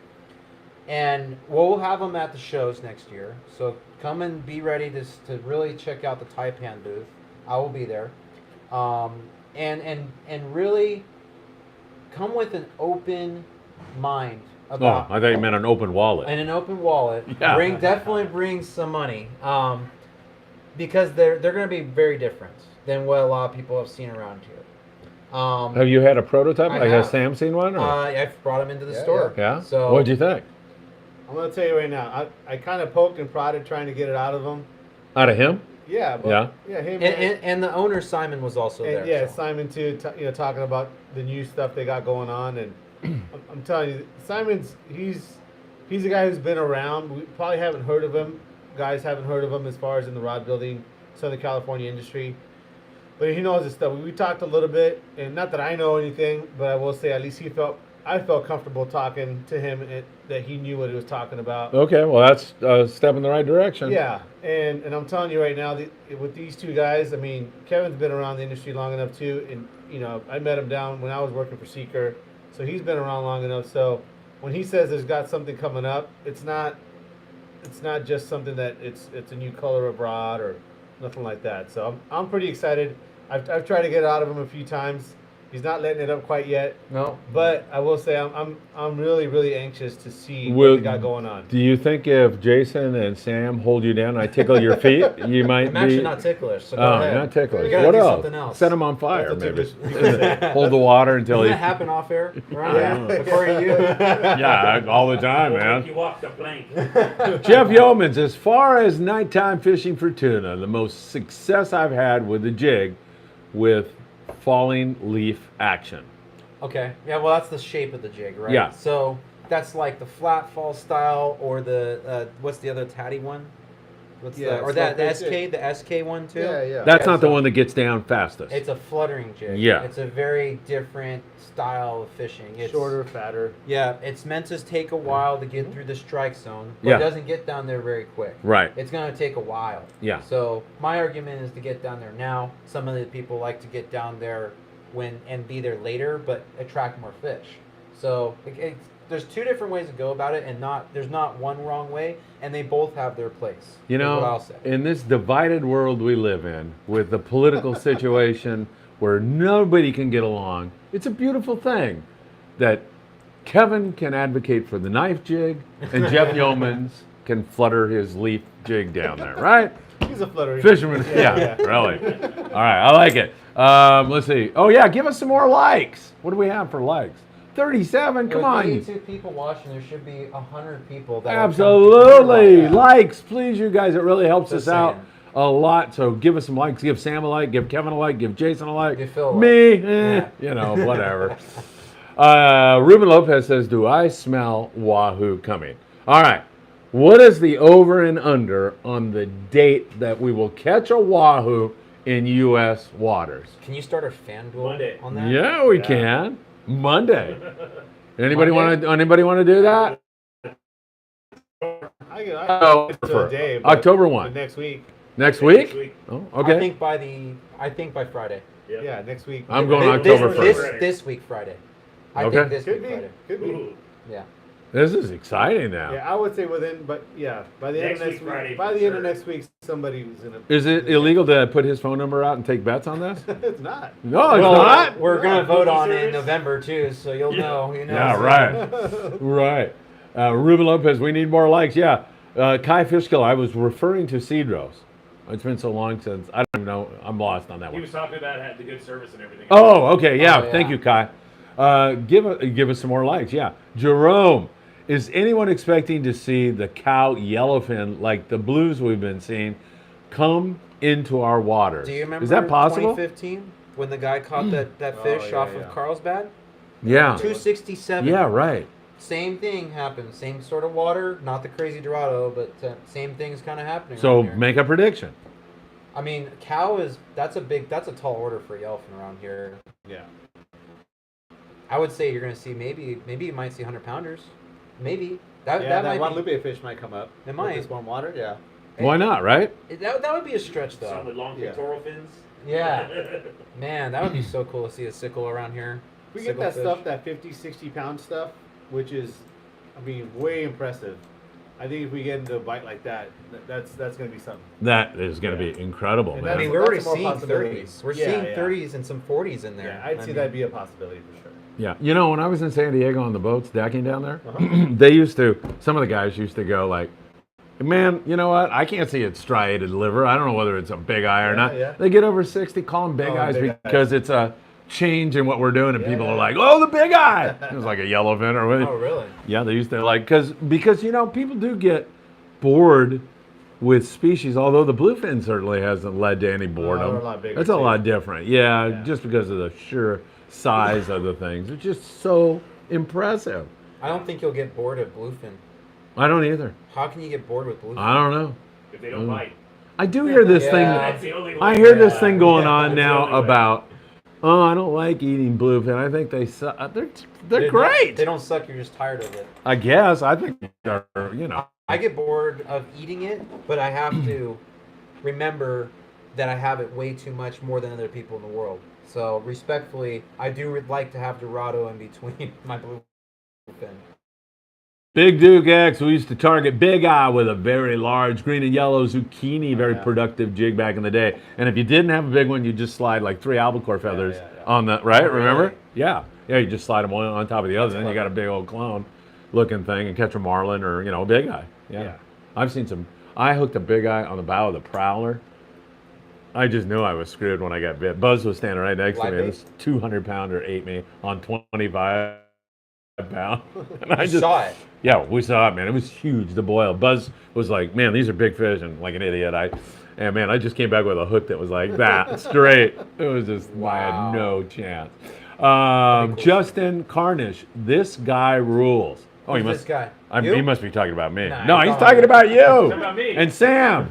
Yeah. The last guy they're talking about is me, a.k.a. the Sack. With knife jigs and flat falls, do you recommend a fast retrieve, or do you kind of a fast retrieve with a jerking motion?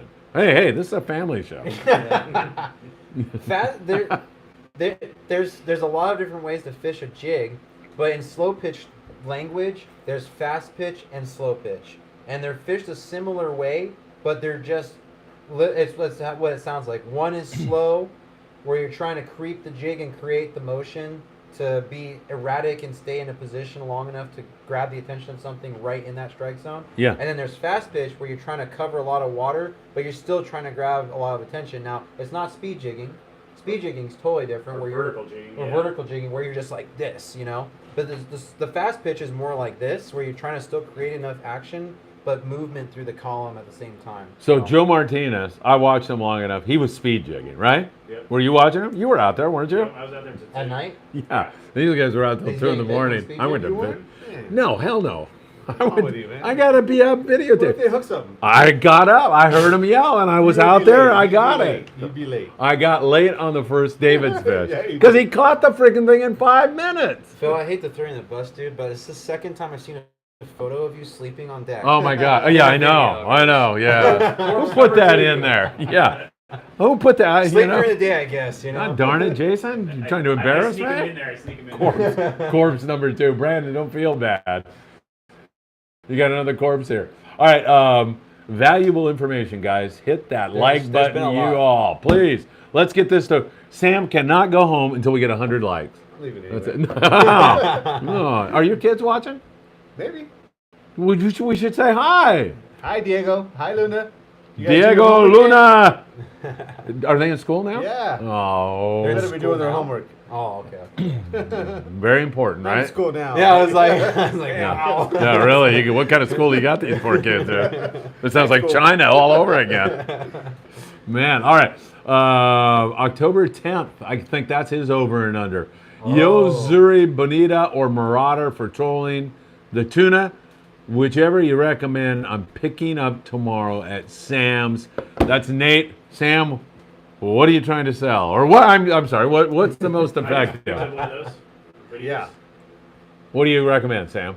Well, that's the same thing. I think he's just saying the two as far Oh, as he's coming in. Which yeah. one? Yeah. They're both one and the same.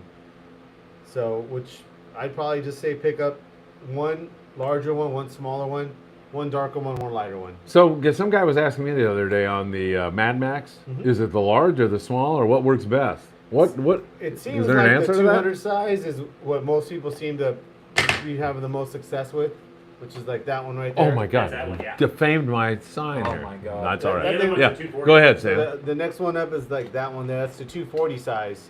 So in the Yozuri, it's going to be the same deal. There's one that's that size, there's one that's that size. And that's where you want to be. But those are the two sizes there. Okay, perfect. With the storm, a hook to cook. With the storm down south going to do push species further up. That's typically what happens. Yeah. I mean, That Right? and Like the you said, the kelps. Yeah. that's super And the important. fish actually, like, more than people understand, the wave energy actually pushes fish more than they think. And the fish don't want to fight that. So they're going to follow the direction of that swell a lot more than people might understand. So Naughty Should Boy think so. 78. Now you can't leave, Sam. Oh shit. He says, what a good sport Sam is for sticking around, supporting us anglers who are thirsty for knowledge and want so much to learn from him. If he leaves before the show ends, he's a schmuck. But if he stays, I will shop in his store forever and ever. Hey, Naughty Do you Boy. have audiobooks, by the way? I'm working on that. Okay. Yeah. Yeah, you should. Israel says, Phil, have you thought about doing a live podcast at Day at the Docks in San Diego? Absolutely. I think we're going to be doing a lot of stuff. With Fred Hall, and then we've got the... Bart Hall show. Yeah, Yeah, right. yeah. Oh, that's Yeah. right. Right. It's Huh? the hall show now. The hall The show. Hall show. And then what's the other one over at where I bartend? Yeah. Sport fishing. Yeah, Right, yeah. right. And Pacific Coast yeah, Fishing. definitely. We're going to Bass Pro. You're all invited this Saturday, Bass Pro, 1 o'clock in the afternoon. Would love to see you there. That should be a lot of fun. My kids are going to be there. Giveaways. You go have giveaways. Chef Jason will be there cooking inside of Bass Pro Shops with the smoke alarms going off. No, he's not going to be doing that. Bob Miner, the general manager, is calling me right now saying, what the hell are you talking about? Chef Jason is setting the place on fire. No, we're not doing that, but we're going to have a lot of fun. What are you cooking up? He's not cooking anything. Oh, Yeah, we dang, really that was was a gonna tease, do- man. I know. Question for Phil. When it comes to lobster season, will you be doing any hoop netting and lobster information on your morning briefings? Yes, I will. Definitely. Steve needs to be. Steve from Promar. Yeah, we'll just rerun his podcast. Are you already hooped up and everything at the shop? We got some stuff in, and we got to order. When does that open? October something, right? October 1st. Oh, the first this year? Is it the first? Yeah. Right Wow. around the corner. Oh It's my the God. first. Steve from Promar. Where are you? Steve's actually going to be at Bass Pro Probably Shop. busy, I bet. That's less Yeah, than a I month know. away. He's busy right now. Super busy. He's super busy. And any updates on Promar bringing your gear in, Sam? Yeah, we got an order in, so we'll have it in right before the opener. Hook to Cook says Hurricane K. Yeah, that's a big. Isn't it's not a big one, but it's skirting pretty up. good size. It's for it being along the coast like that. It's pretty big. So Yeah. all those communities right now right. We're gonna get are rain. Gonna get it. Yeah, Yeah. yeah. Cabo's supposed Cabo's to get a getting ton. flooded. Cabo's on right Oh, now. it's flooded right now? It's not too bad. They got a little squall, but I seen Dave Hansen posting Yeah. live videos. He lost internet service, so. Oh, wow. Sean Morgan, are you out there? Oh no, he's up here now. Is he I up think. here now? Yeah, he came up here for a little while. All right, Israel, Kevin, send a message on the MMFC Discord to get some San Diego people on here to get some more likes. Gosh darn it! How does that You make mean it too, so- you have in your power and control? I do have people. Oh, my actually. God. I will go ahead and just. do that Israel, real quick. we love you. That's a It's great an idea. MFC Discord. I don't know what that is. Mad Max Fishing Club. Oh. We have so. We have. Don't talk. You Get it started. Yeah, I got Sam Here, here. let's take it. Let's He take can it. fill in while you're We're messing gonna around. take a photo in the studio really quick here. Ready? Yes. 1, 2, whoops, 3. Alright. Then I'll post that. Sorry, everybody, for Yeah. interrupting here, No, but I like Finally, that. you're gonna hit the big time. yeah, finally. Finally. We'll get more than 3 people watching the show. I don't know. There was 82 people. Hey, we're That was moving up pretty on a good. million. 79. We're almost to a million YouTube views, which I'm happy Is with. that a lot? I don't know. If you're, what's his name, Rogan, it's not. You know, that's like 20 minutes of his show. Yeah, every 10 minutes. I can do politics. You want me to? And then yeah, I know. You want to do politics tonight? You get everybody upset, right? Yeah. Because you're gonna, 50%. I've never seen the likes actually go down. Yeah. Oh my God, Kevin, what are you doing? I'm actually gonna post it right now. All right, I'm perfect. gonna give him a link. So And you know what? If they don't catch us at the end of the live show, it'll be there you go. archived, and they can watch check it that. there. That's pretty More cool. questions. People want to know. And so we go to Nolan. Nolan says a little bit late, but I have a kicker 15 and 25s. They both have the same hooks. The Okay. 15 looks way off. Wait, Is that wait, possible? Way off? Yeah, that's what he said. Nolan said. In which way? In what way? Yeah. I mean, What do you mean, Nolan? If you could clarify. if you can really tell by the length. Like if the length of the hook is the same, then yeah, you have the same hook. But they look the same because they are the same hook, but they're not the same size. They're the same model, but not the same size. So take a look. If one of the hooks is longer than the other on the 25, it should be longer. Then you're good. I don't think there's ever been a different hook on it. So unless you have a really OG like kicker from was it 96? Yeah. So that's late 90s. So, anyways, yeah, they're good. They're good, strong. Sniper Gene has a question that is going to make someone angry, and you two are forced to answer it. Me, I'm going to pass on this I don't get question. angry very easily, All right, so. PCS or Fred Hall Long Beach show? Both. If I could only go to one, which one would I choose? Oh wow. Yeah, be careful. I wouldn't answer that question this far out. I mean, you know, it isn't like you got to fly to Hawaii to see one or something like that. So And why only go to one if it's only Yeah. going to be like a $10 to $15 entry? You might as well go see Yeah. what they're both like, and they both have something different. right, You that's know? what I'm saying. I mean, this far out, I can't really say, you know, which one's going to be better or worse. You know, I mean, obviously the Hall show has a huge history. Yeah, I can't see them not trying to put something together that's going to be real good. absolutely. You know Bart Hall is going to Right, push yeah. to do a great job. Oh yeah. But that doesn't mean that the PCS show didn't really come through for us. You know, the last time that we had That's it, you right. know? I heard it was a great That show. It was was a great freaking show. awesome. Yeah. So And presumably it's going to be even better this time. Yeah, they're extending it and they're making the That's days right. longer. So you know they're putting on a good show too. So I mean, I'm not. It's just not a fair question. Obviously, we don't know what's going on from this far out. But I do know the dates. the So dates, the yeah. dates are pretty interesting. and they don't conflict. They're not having them the same day. That's They're right. not. So I don't know. So Sniper Gene, that is a very unfair question. You've offended Sam. Delete Sam, him. yeah, you're out. Get him out. Take his like away. Just kidding. Hey, more likes. Sniper Gene, you better give us one. We're just kidding. 5 gill fishing. George in the house. Maybe it will push some species up towards you. Talking about Hurricane K. Charles Zimmer, just a heads up. I was out bluefin fishing and hooked a couple of larger models. I was chewed off on the 100-pound twice. 200-pound were good. Has anybody? Yeah, this is a good question. Somebody asked me this on YouTube today. 100, that's Why pretty don't you fish wire on those jigs? No reason. We just have it. So they're not going to chew through that, are they? I don't know. Maybe. On a long fight. I don't know about wire.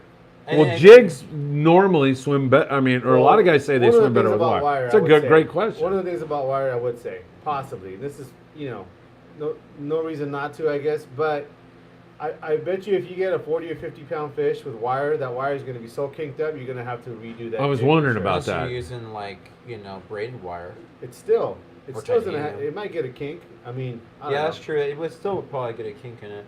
I've never heard of anyone using it yet, and we're all still learning, dude. Like, Yeah. think about how young, really young, Right, this right. bluefin fishing is to us. We're not 100-year-old people here fishing on their kite. on Well, a speak for 1-to-1. yourself. Yeah. Okay. So, just so you understand, there's a lot of people that call me old. Oh, I'm hey. 32. Yeah, you're a young man. Jeez. Yeah. Isn't that brutal? Yeah. Like, Now I I feel the feel heat old. now. Now I feel old. You're Yeah. ancient, dude. You You're should. ancient. I'm just saying, it's kind of a weird feeling to actually, like, you can go around and there's a bunch of 18, 20-year-olds getting into fish, and they're like, dang, you're kind of old. Yeah. You're like, what? Dude, I'm not that old. All right, Brandon, I think I owe Jason money. He left that sunscreen on top of the tackle area, and I think I used almost the entire can for 2 days. Yeah, he was calling me before What are you the. doing on that boat? Don't know what's going on. This is the corpse. Yeah, Sniper Gene says he apologizes for that unfair question. Don't do it again. Yeah, Brandon was calling me saying I got terribly sunburned on the last thing. I'm looking for 100 proof, whatever it Oh, is, yeah, 100. SPF, whatever. Yeah, and I go, That's what he's doing on the table. whatever. So he used yours. That's good. Underproof.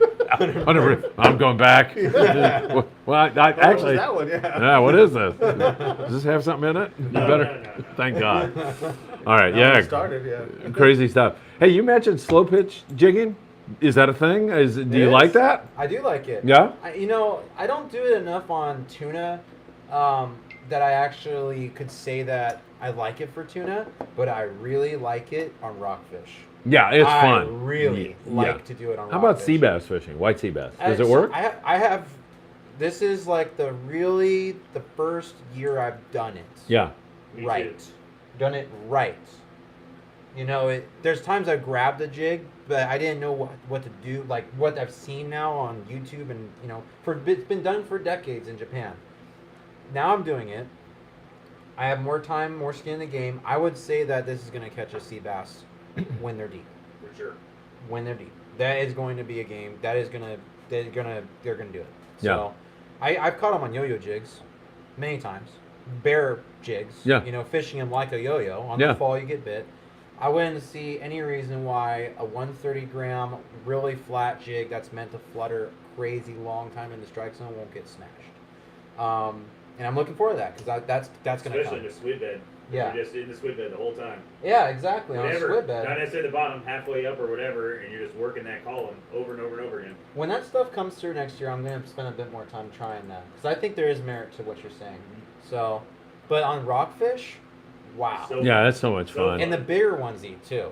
Another Sam? thing too is that right now we were showing off the big giant 600 gram jig, Right. but submission makes them all the way down to 20 gram. So 20 gram jig, I get asked for it quite a bit. I'm gonna need to stock some 20 gram Yeah, jigs. even 60 and below, 40. So the 20 gram Micro slow jig, pitch. like Mhm. specifically, has become like the hottest bay fishing Yes. lure. Yes. So we're used to Definitely. fishing plastics, fishing Yeah, all kinds of plastics, right? This 20 gram jig, and I've seen it. I have a guy that works at the shop there, Andrew. He's fishes almost every day when he's not at school or working. But that's something that he fishes a lot, and he's not the only. I got a lot of customers that do that and fish with a 20 gram jig. It's crazy. It pounds. Really? It's really good. Spotties. So I've tournament fished in my club, Yeah. and we have probably the biggest spotted bay bass tournament in the state. It's above 81 people.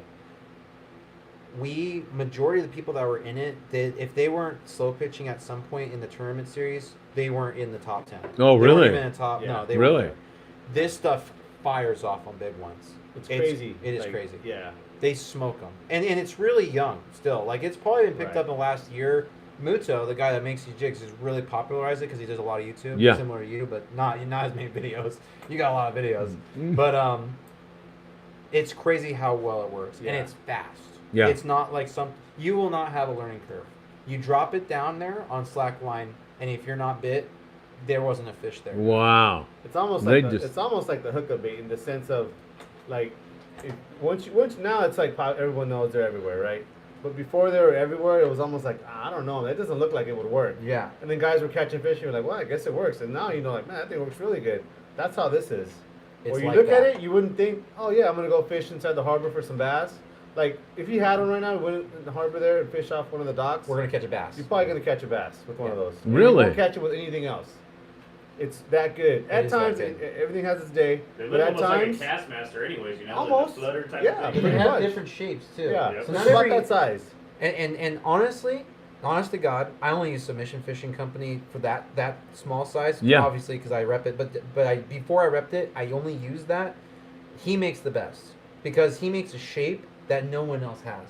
It's got a pot belly. It's called a sumo. It's got a round belly, and if you fish like bass, the ikas, which are like a squid, like a soft plastic, when you put them underneath a tree, it goes backwards. Oh, This shit. jig goes backwards Oh. and does this. Oh, it goes shit. like this the whole time, and then it hits the bottom and you pop it a couple times, and if it didn't get on the way down, it's gonna hit on the first couple Oh. pops. So it's like flipping in a bass world, Yeah. but it's faster Wow. and it's good. I mean, so when you're on a dock, right, and you're pitching it next to a dock or Yeah. around them, you don't actually need to be on the dock to fish it. You can throw it next to the dock and the thing sails underneath. Oh my God, It's that a trip. sounds bitchin'. It is. Would, like a would these little things fine work lure. in the surf? What's that? It's like Oh, a it little does fine work. lure. I don't Yeah, know. yeah, exactly. Like- Fine lure. Is that Maybe You're the second. I'd like one to try I it. know Yeah. for in the harbor, That's it's old like school. the hottest thing. You sketch, Yeah. All the smallmouth. kids are doing. All the cool kids are doing it. Oh, they are. It's like really, really. You mean not the good deal. old timers like Kevin? Me and you know. Yeah. Yeah. You're over the hill, Kevin. I'm the predecessor at this point. I'm the guy fishing the kite in my wool suit. Yeah. 20G is spotty crack at the dock. Is that Dan saying that? That is Gill? 5 gill. Yeah. Yeah. He knows. He knows. Tangle diver says spotties rule. They do. They're fun to catch, aren't they? Well, bigger too. They are. 'Cause You a lot can of go people- down there. You ought to go catch one and bring. You, Yeah, we could do that would that be on- so funny if you go. There's You some, could get one down there. There's some giants here. I know there is. I seen Trevor pull some up coming off from captain. I'm like, what are you doing? Oh, I want to fish. I caught one and went home. God. Ruben Lopez says, I know John Collins wanted to use wire. We're switching back to that. Hmm. A few years, if anyone knows, maybe they could talk to him. No, we're back I'm on the sure wire. It'll work. Bring Huh? your jig down. I'll wire it up. I'm sure it'll work. I'm positive. It worked. My question is, they're not going to chew through the wire, are they? I don't know. Well, friggin' Wahoo don't chew through it, Yeah, do they they? Through the wire? Yeah, If you a use, single strand? if you use, They're multi-strand. Really? really? Yeah. I've had them chew through it. Yeah. Huh? Interesting. Well, they got way more. But I don't think so. I mean, yeah, it's not like, oh, don't use it. They're gonna chew through it. No, I'm sure it'll work better. Yeah, But why not just use 400-pound leader Yeah. at that point? Yeah, yeah. Like mono. yeah. You know, they're never gonna get One of through the that. things about crimping as well too, you have to be a little more careful with crimping wire, Yeah. in the sense that you got to have everything just right. Yeah. I think with mono, you have a lot more forgiveness Yes, you do. for over tightening or that kind of stuff. So maybe that's why people are a little more afraid of the wire, because it definitely has to be just so. Yeah. You know, so maybe that's. Sam De La Torre from Island Fishing Tackle in the beautiful city of Carson, California. If you go to his shop tomorrow, he will give you a big hug from me. Right? Two big hugs. Yes, two big hugs. Kevin Nakada is putting on a clinic tonight. You can ask him any question you want. If we don't get any more questions, we're going to say goodbye, and I don't want to say goodbye. I want to get to the point where Sam looks like he's in a hostage video. Yes, that's what I want to not do. leaving. Yeah. Yeah, like, I want out of I here. got one more beer to drink, so we gotta keep Right. going. Can I throw a plug in for what You I do? can, yeah, Okay. look, I told you, take this anywhere you want it to go because I'm not always the most brilliant guy with the question. So, yes, go ahead. So, how do I make money? Right? What is my job in the industry? I service guys like Sam. That does not go the wrong way, by the way. Uh-oh. So I'm sure it you will have a in just a couple relationship. seconds. Yeah, Service it other- already service has. other guys too. Oh, Just guys okay, like that's me. nice. Okay, you're not I- monogamous, huh? I go to stores and I'm selling product to them on behalf of brands, okay? I build relationships with people that are important to our brand, that are now important to stores, and then you. You get to be at the very end of it where you understand that we put time into negotiating, pitching the sale, proving out the products, all these things that matter, and actually getting them into the store, and then you buying them. Up until that point, it's just been an idea, okay? So my business, Fishing Reps, we prove out everything up until the point where it gets in the store. We fish the products that we rep. That's what makes us different. We're actually using and catching fish and showing that we catch fish from cast to catch, a lot of our videos, the products that we're putting inside of stores. Usually you have to rely on a lot of skilled guys out there that have technical backgrounds, or photographers or videographers. Phil's, he's got a lot of understanding of that. But my business is showing the product at its infancy, how it works, letting the community take off with it. But before that, talking to these guys and getting in the store. So fishingreps.com. Perfect. If you guys want more information about how to get in contact with me, I also write blogs. The products that I'm showing you tonight, a lot of them I've written about. So if you want to learn about them and you want to see the product on screen, please visit that. I also have a YouTube channel, Fishing Reps. I also got an Instagram, Fishing Reps, and I got a Spotify, Fishing Reps. We're going to do some stuff with YouTube and Spotify very soon, following the lead of Mr. Phil Friedman. No. You guys, hey, we'll work together on all this I would stuff. appreciate that. I would Yeah, love to. absolutely. But we're kind of like in Instagram right now. We're taking off, and that was the goal, was to kind of facilitate a marketing to sales strategy and really tie them in, which not a lot of people have really succeeded. Obviously, Phil markets the crap out of amazing products, right? I'm taking what someone like him would do, and then I'm taking someone like a rep group would do, and I'm doing both the jobs at once and tying together. So So please support us by purchasing the products that we rep, supporting stores, buy in store. Like that's a very valuable thing to understand. I don't make money until his products get cleaned out and he needs to put a reorder in. So please go out there and support people like Sam who own fishing stores and businesses. And that is really how I get paid. So, Kevin, I have no doubt you're going to be a success because when I did those interviews with you over at Sam's, I go, whoa, these are going to go over great because not only do you have the knowledge, a lot of people have the knowledge, but they cannot clearly articulate. Thank you. Articulate. And yeah, for me too tonight, I guess. You do a great job of that. You know what taught me that? Seminars. Because I did them for years at the Fred Hall show. But when you're put in front of 100-something people that you've never, mostly at that point I never met when I was 21. You know, they were just like, who's that kid up there talking on the microphone at a Fred Hall show at the time, you know? So doing that enough times, you get to be able to talk about things you really know and love. And I love fishing. I will never be in a different industry. Guaranteed I will never, unless Sam kicks me out, dude. That is the point where I'll have to be in trouble. You're not going to do that, are you, Sam? No. Why not? Sell too much Why is that product. funny? I have to think about something. I know, really. Oops. I shouldn't have asked that question, Kevin. That puts pressure, you know, that's good. We need to go catch fish, the bottom line. All right, AKA the Sag, my buddy gave me crap for rigging my jigs with 400-pound. I told him, why not? Good question. Good retort, right? Yeah. Do it. 400-pound, okay? No Midnight. problem. All right. Kevin, how did you get involved with CCA? So I've known. That's from Wayne. Israel. I was a lifetime member. Like 2015, I kind of put my money down and said I want to do lifetime. And ever since then, I've been out there talking about it more than anything else. I've been talking about it, right? Pitching how important it is to be involved in CCA, and it's still to this moment is so like important to talk about it because we should never be letting off the throttle, right? Right. So, but I became a state board member in 2020. I was really like to a lot of people on the board. You're talking about guys like Dave Pfeiffer, Bill Shedd, you know, Scott Bucher. I could go on. There's That some, guy. yeah. There's a lot of people on this board at state board level that are very impressive. Heavy hitters, yeah. Heavy hitters, and I'm in there, and I'm really honored. And I would say that it's probably one of the bigger accomplishments in my life. No, mostly this business is really the biggest, but one of the biggest is being part of CCA at that level. And I think I can do it so well or be in that position because I really understand that without people that are younger than me being involved in CCA or being involved with anything part of the industry, we're toast. Yeah. We're done. And because of this fishing, we're definitely seeing a surge of young people coming into the game, which is really important because guys like me can start having businesses that succeed. Sam can have another person replace him at some point. People and businesses grow with the next generation that does something better. You gotta be better.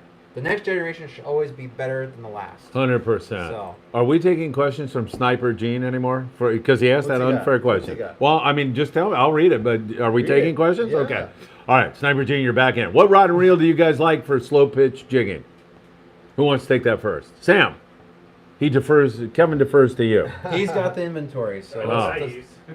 So on this stuff here, when you're talking big tuna, I mean we pretty much are using either a UC. They have their rods. They also have the stuff from Phoenix, which is pretty much the most popular rod right now, the Megalodon rod. But the UC rod is probably the next most popular rod. With the UC, it's only a blank, and so you have to get one made. That's why probably the Phoenix, we sell a few more because they're right off the rack, you know. But those are the two. As far as a reel, I know that the guys who are super hardcore get those Jigging Master reels. We don't have a dealership with them. I've seen them. We've loaded a few of them up for guys that have bought them. Those things are pretty impressive, actually. The OSHA jiggers? No, the The Jigging- Daiwa. No, the Jigging Master brand ones. So I've super seen high-end those. ones. Yeah. So it seems like the guys that are high end, they like those. But as far as stuff that you can get, Shimano makes the OSHA Jigger 4000. They have one that's a high gear one and a power one. Those are pretty much the equivalent to that Jigging Master if you want to look at the big stuff.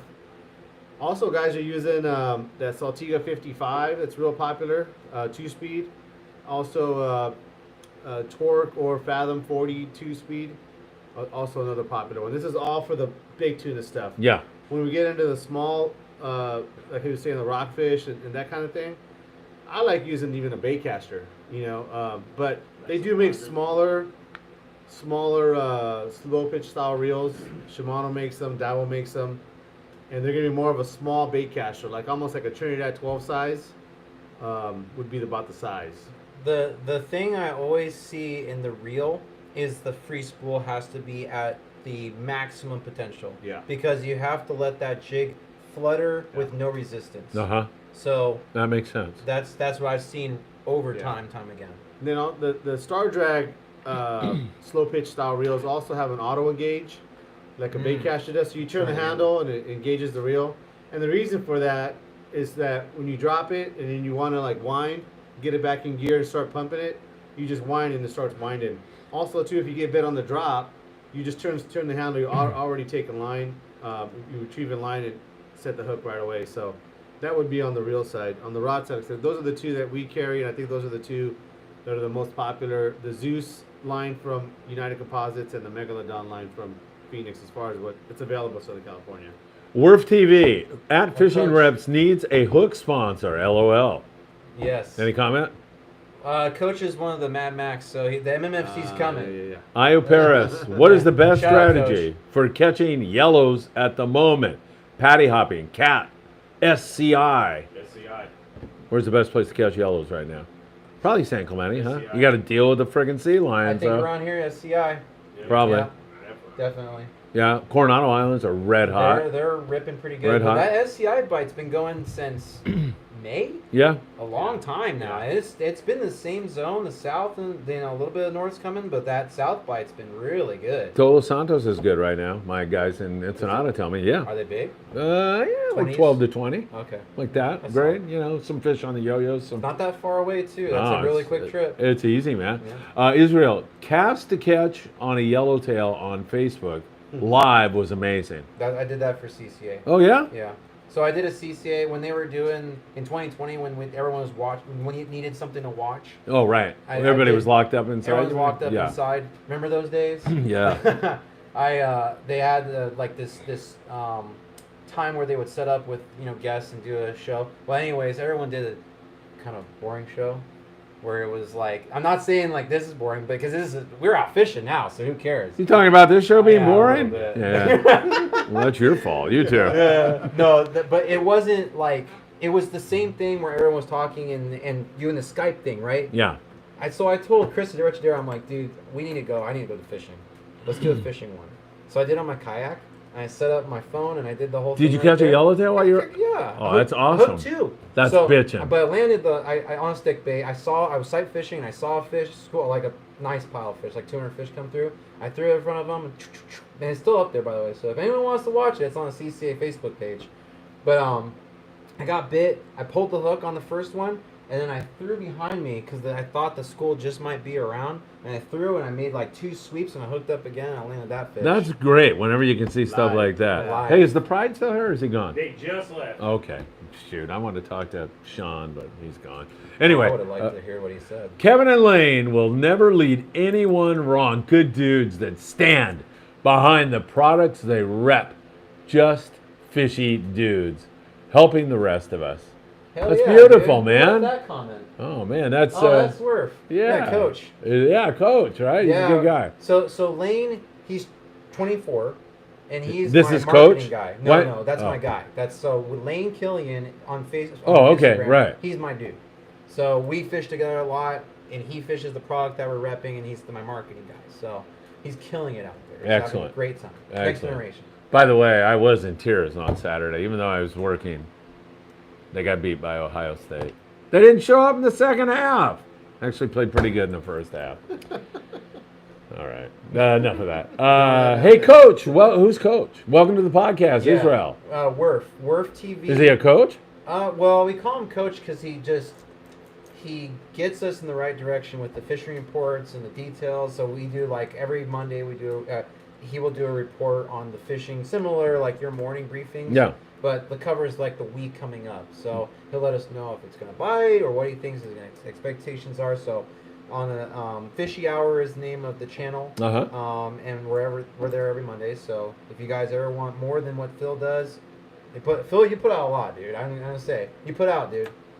Calm down, boy. Yeah. Boy. Cheap date. You got to spend some money on Service dinner. a lot of guys too. Yeah, I do too. And Yeah. you service some guys? Yeah, I service them, and I have We a got things in relationship. common. We have a relationship, don't we? You could see Brian and I earlier tonight, Yep. right? And if you ever watch the video, Mark and I are hugging and kissing all the time the on the time. Amigo. Yeah. You're right. You caught me. Busted. All right. Let's see. 5 gill fishing. Doing what I always do. Fishing and watching how to get better. Fishing coach. Richie Rich meant wholesale license. Well, I'd probably talking about dealership. Yeah. We do have certain parameters on who can carry products, and how you can carry product. If you're interested in carrying products that we rep, obviously I want to make sure a legitimate store.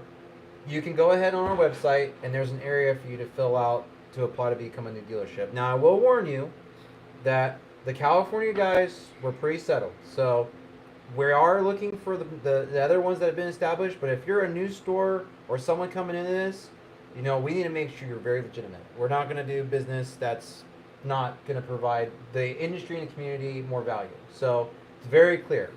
And me. Yeah, right. I see you smiling because over we there. got competition over here. So, there's a lot of people going to come in this game. There's going to be shops coming around because of all this great fishing. And this is beyond that question, I'm sure. But if you're trying to get into this game, understand that there's been a lot of time put into this industry and love. And you have to come with the same mindset that you're going to give back to the community more than the last person that was in that seat. So make sure you bring the heat, because it's not an easy one. I'll tell you, I've been in this industry since I was 18, and I wasn't even in the deepest part of it. So, I'm here on really good fortune. But if you're wanting to be in this game, come with the heat. Hey, Sam, what depths would be best for a combination of rock crab and lobster? It seems when I hoop net, I either get a lobster or a spider crab. That's the corpse asking that question.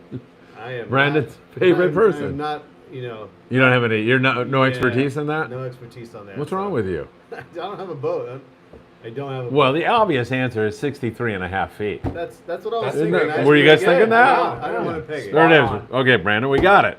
We got that one. And now he has an amazing question for everyone on tonight's podcast. The amazing question, he thinks it's an amazing question. All of us might think it's not that amazing. Do you see the lifetime license being worth it in California? None of you are corpse. I mean, I have or should we stick with the yearly? My friend has a lifetime. I have one. Oh, you have one, Yeah. so it's worth it. Do you have one? I don't. I probably should get one. Yeah. It is worth it. You should get one too. Yeah. How much do you pay when you're 90 years old? Like, They I have hope a it's senior cheap. discount. Yeah, do for the they? lifetime. Yeah. Yeah. Maybe I will. Let's You get know, one. you know who does have one, and this is no joke. Scott Bucher does have one. Do you know You Scott? should have one. You don't know him. Yeah. You Yeah. should have one. Yeah. Well, so should you. Yeah. Do you have one? Nope. No. Let's get one. Let's get one. And Yeah. film it. They're- Like I a think tattoo they're- or And something. film it. Tattoo it. Is that what you Yeah. said? Get a tattoo. Yeah. Yeah. And then you don't have It's actually to. not a bad idea, but they changed the Go ID. Or the Go ID is Go not ID always the number? same. Yeah, it's kind of an interesting thing. They used to mail it to you. Now they make you go to the shop. So darn it, you gotta go to the shop. Brandon's thinking about getting a lifetime. What's your Shit, recommendation? I would. 100%. Get it. Do How is it. he? The younger you are, the cheaper it is too. I think. No, if you're no, it's super young. opposite. The Yeah. older you are, the cheaper because you're not likely to buy Yeah, it. but right? if you're young, like a youth fisherman, it's cheap too for the same Yes. thing. They want you to get it. Yes, there is youth Like prices, under and 21 or those something, and yeah. those are really good deals. And Brandon says for a child as a birthday gift, that has to be super cool. That's what my grandfather gave to me. Really? Yeah, I was like 6 years old or something. No, it's awesome. So it's a definite. If anyone's got kids or grandkids, that if they fish, that is the thing to get them. Tangle Diver asks, where is the year-long license I heard about? Coming. Yeah, it's coming. They voted in. But Oh, they're talking about- it takes yeah. a few cycles. Yeah, it does. You gotta Yeah, figure yeah. out how they're gonna do it. Yeah, it's new machines. It's a bunch of it's politically and financially a hard thing for them to kind of justify or have justified and tried to make it happen. So, Albert Ponce, where have you been hiding? Crystal, kids, what are you doing? I love these guys. Such a great family. Just curious, do you know how much the lifetime license is? It differs.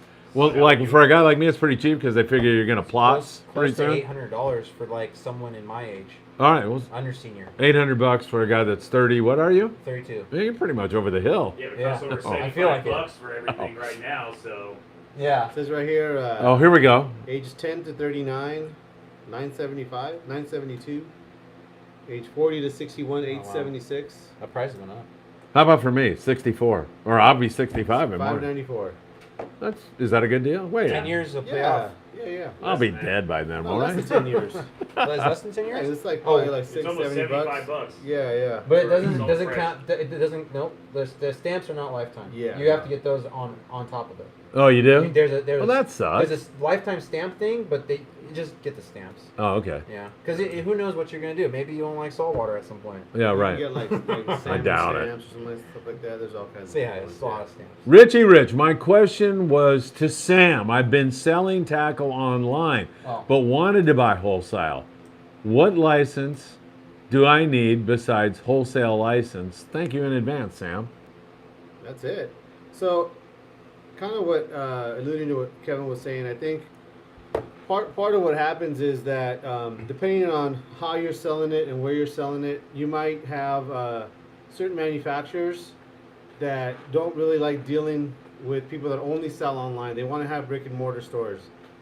The reason being a lot of times is that when you have things in a shop, well, now you can come to the shop and check it out, right? Yeah. I'm going to have it on display, Right. ready to go. Show you I how can- to use I can it. talk to you Yeah, about it right. and say, you know what, this Daiwa reel is what I recommend.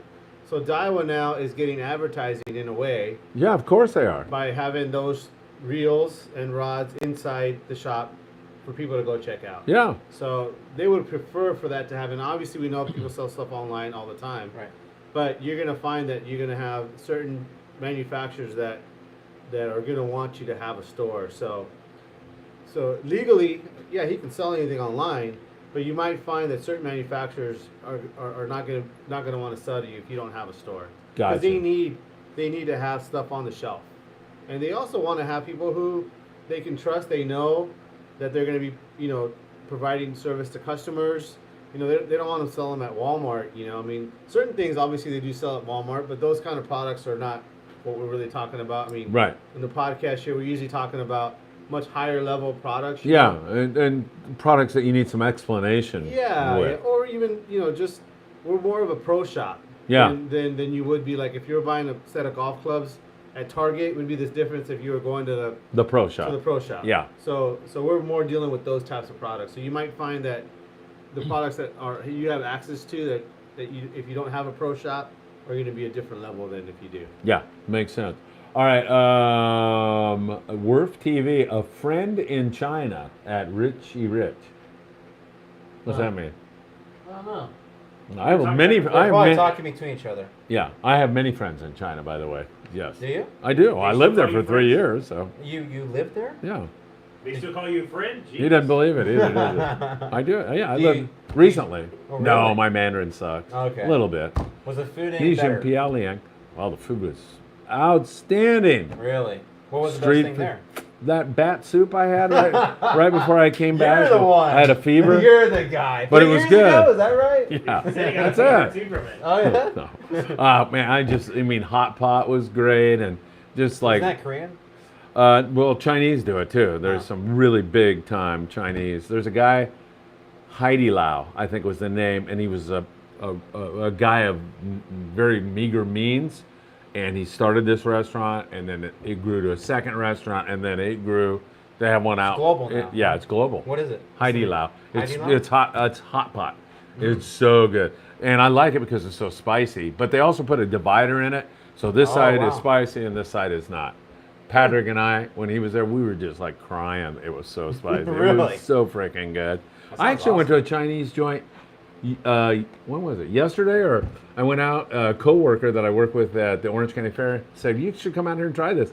And the Sichuan food, they have that pepper that numbs your mouth. So when I was in Sichuan province, I had it, and I'm like, I love this. your whole tongue and everything. Oh my God, this place, Cafe Wong in Laverne. Man, you have that sizzling beef Are they still Sichuan. open? It gonna go is there. freaking good. Really, really good. All right, That's awesome.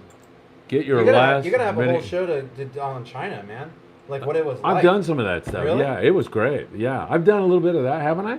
Yeah, a little bit. So I ate you the talked Kentucky about Fried it. Chicken in China. Yeah, and yeah. That was great. No, no, but yeah, I had a lot of fun experiences there, and you know, I was. What episode should we watch to find out more about that? My kids actually have one on their Bass Bros, which is hilarious.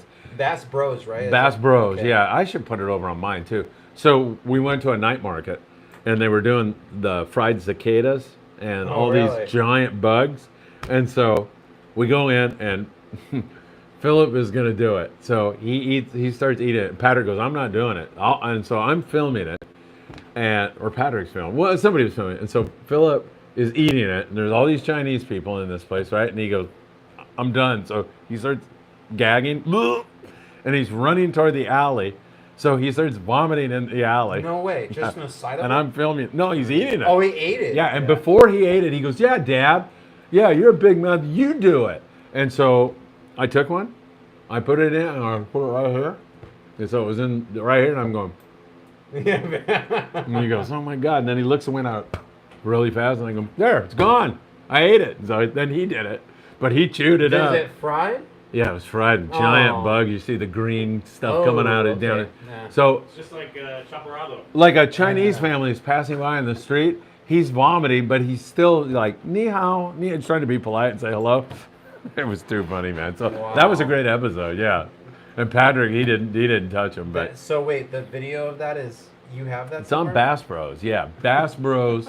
I'm totally gonna look for that. Yeah, after I'll this, send you a bro. link to I'd it. love Yeah, to see that. it's funny, man. It's hilarious watching him. You got go. him vomiting and everything. Yeah, of course, man. Right, close up, man. Yeah, totally. And that that kind of reduces China. China is a great place. Sure. Wonderful people. Government not so hot. That would make my mainland friends really angry to hear me say that. But I'm being honest. My brother lives in Taiwan, so we'd flip over there, and that's a totally different thing. And yeah, there's all kinds of crazy stuff. Yeah, 3 years 3 years, That's a long man, time. near Shanghai. Yeah, it was fun. for Really- work. I was teaching. Oh, you're teaching. Yeah. Wow. I was teaching. Half English. Yeah. English, Spanish, public speaking. I ran into some great kids. This one girl, Julia, I taught high school. I taught 4th grade, 5th grade, 6th grade, high school, adults. God, what a brilliant kid. And she, so I'll let the cat out of the bag. So all the foreign teachers, man, at the end of the year, it's like, oh my God, we got to correct all these tests. And so we did. The Chinese teachers do it every single night. And they make home visits. And they're in the office.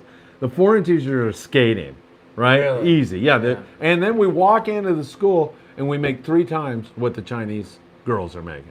Totally unfair. I felt bad about it. So I would I'd be down at the bakery, Doing stuff. yeah, and providing, trying to make it up in some way. But anyway, so you got to correct these tests, right? So Julia, who's from Taiwan, smart kid, I go, hey Julia, did I hear you say you're looking for a job? She goes, yeah, and I go, how would you like to correct 500 tests? Oh my I'll pay you twice what you can make. So all these teachers are like, they're ready to jump off the 5th floor because there's so many tests, and I'm like, yeah, boy, it's rough, I'm walking, they're going to correct tests, and I go, see you later. I walk down to the mall and watch the new Tom Cruise movie, Mission Impossible, my God. Oh, that was so good, I'm going to watch it again. Yeah. So that was my little way of, no, that was a rotten thing. You're looking at me like I'm a bad person. Not a bad person. Oh, thank you. All right. You're making it better. Yeah. All right. Phil, I love bat soup. It's a running joke in our house. I'm 100% Chinese and try to feed the bat soup no-go. Love you guys, Danny and Kim. Hey, you and I could talk a lot. I mean, I don't know what part of China you're from if you were born there, but man, I loved traveling in China. I had so much fun. The speed train, so cool, man. But the fishing was not good. Fishing I didn't do too much of because I was just too busy. I mean, I got to do a little bit in the Philippines. I spent a month there, and some in Taiwan I did a little bit because my brother loves to fish too. But yeah, good times. All right, just kidding. No bat soup. Yeah, me either. I didn't have any either. Well, is there anything else you want to say or anything else you need to plug? No, because we are over 2 hours. Sam has finally reached the point where he looks like he's on a hostage video. And that's what I was going for this whole time, Kevin. The pride is gone, so I don't have to. Wow, we I beat the don't have to host. give a deposit on my next trip. Thank God. Thank you for Man. inviting me on. Oh, you know? come on! Yeah. You're a great guest. And the impromptu videos that we did the other day. They were great. awesome. So Yeah, and those got thousands of views, didn't they? I did pretty good. I watched Yeah. a couple of them. Yeah, I they watched, were- I rewatched them. I shouldn't say. I had to make sure I said the right things. You know. So no, it was great. And Yeah, it was funny because I said, "Hey, do you want to do a video?" You're like, "Yeah, let's do it." Put a mic on you, and off we went. yeah, anytime I'm given an opportunity, I'm going to take it. Yeah. You have to. Yeah, So, absolutely. I've learned in the time that I've been doing business that if someone's going to say, "Hey, do you want to?" It's going to be a yes. You just got to plan on your timing on when you can do it. Right, exactly. So, now it's available. All right, we will not end the show if there's any more questions. And Israel says, Kevin, any news on the lobster limit? I heard there was a meeting about this. Well, there's always meetings. There's always backdoor meetings. You can't stop that. There's a lot of advisory panel meetings that happen off-site, and I don't think there would be. I don't know.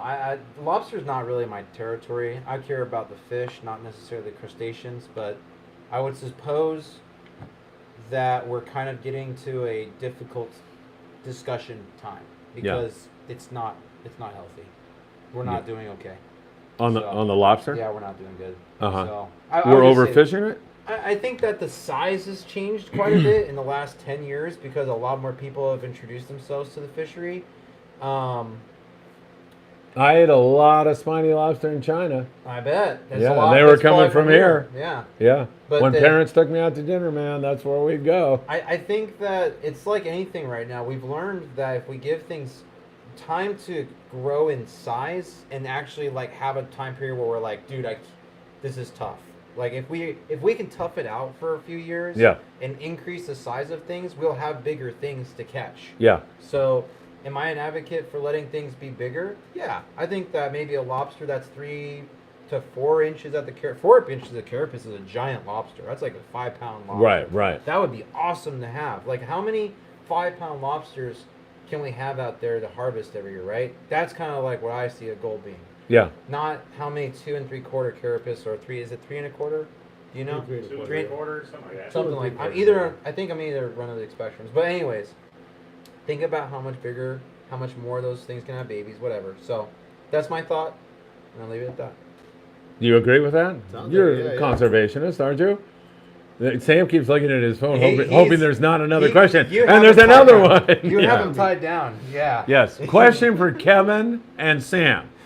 When do you think the supply chain will be caught up to your demand of product? Do you see this issue fixed by the end of the year, early next year? What's your business guess or your best guess? What, Sam? I'll just. No, go ahead, I'm Kevin. gonna bow really quick. I don't have that problem with my product, so Okay, no problem. Do you still have supply chain issues? I'm sure there's a little bit. Yeah, right? there's some stuff. China's all it's screwed up. They're in definitely not lockdown and- as bad as it was.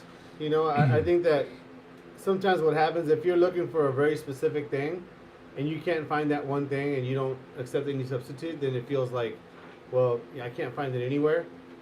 But I think a lot of times, if you're open to find something else in that same category, you'll probably find it.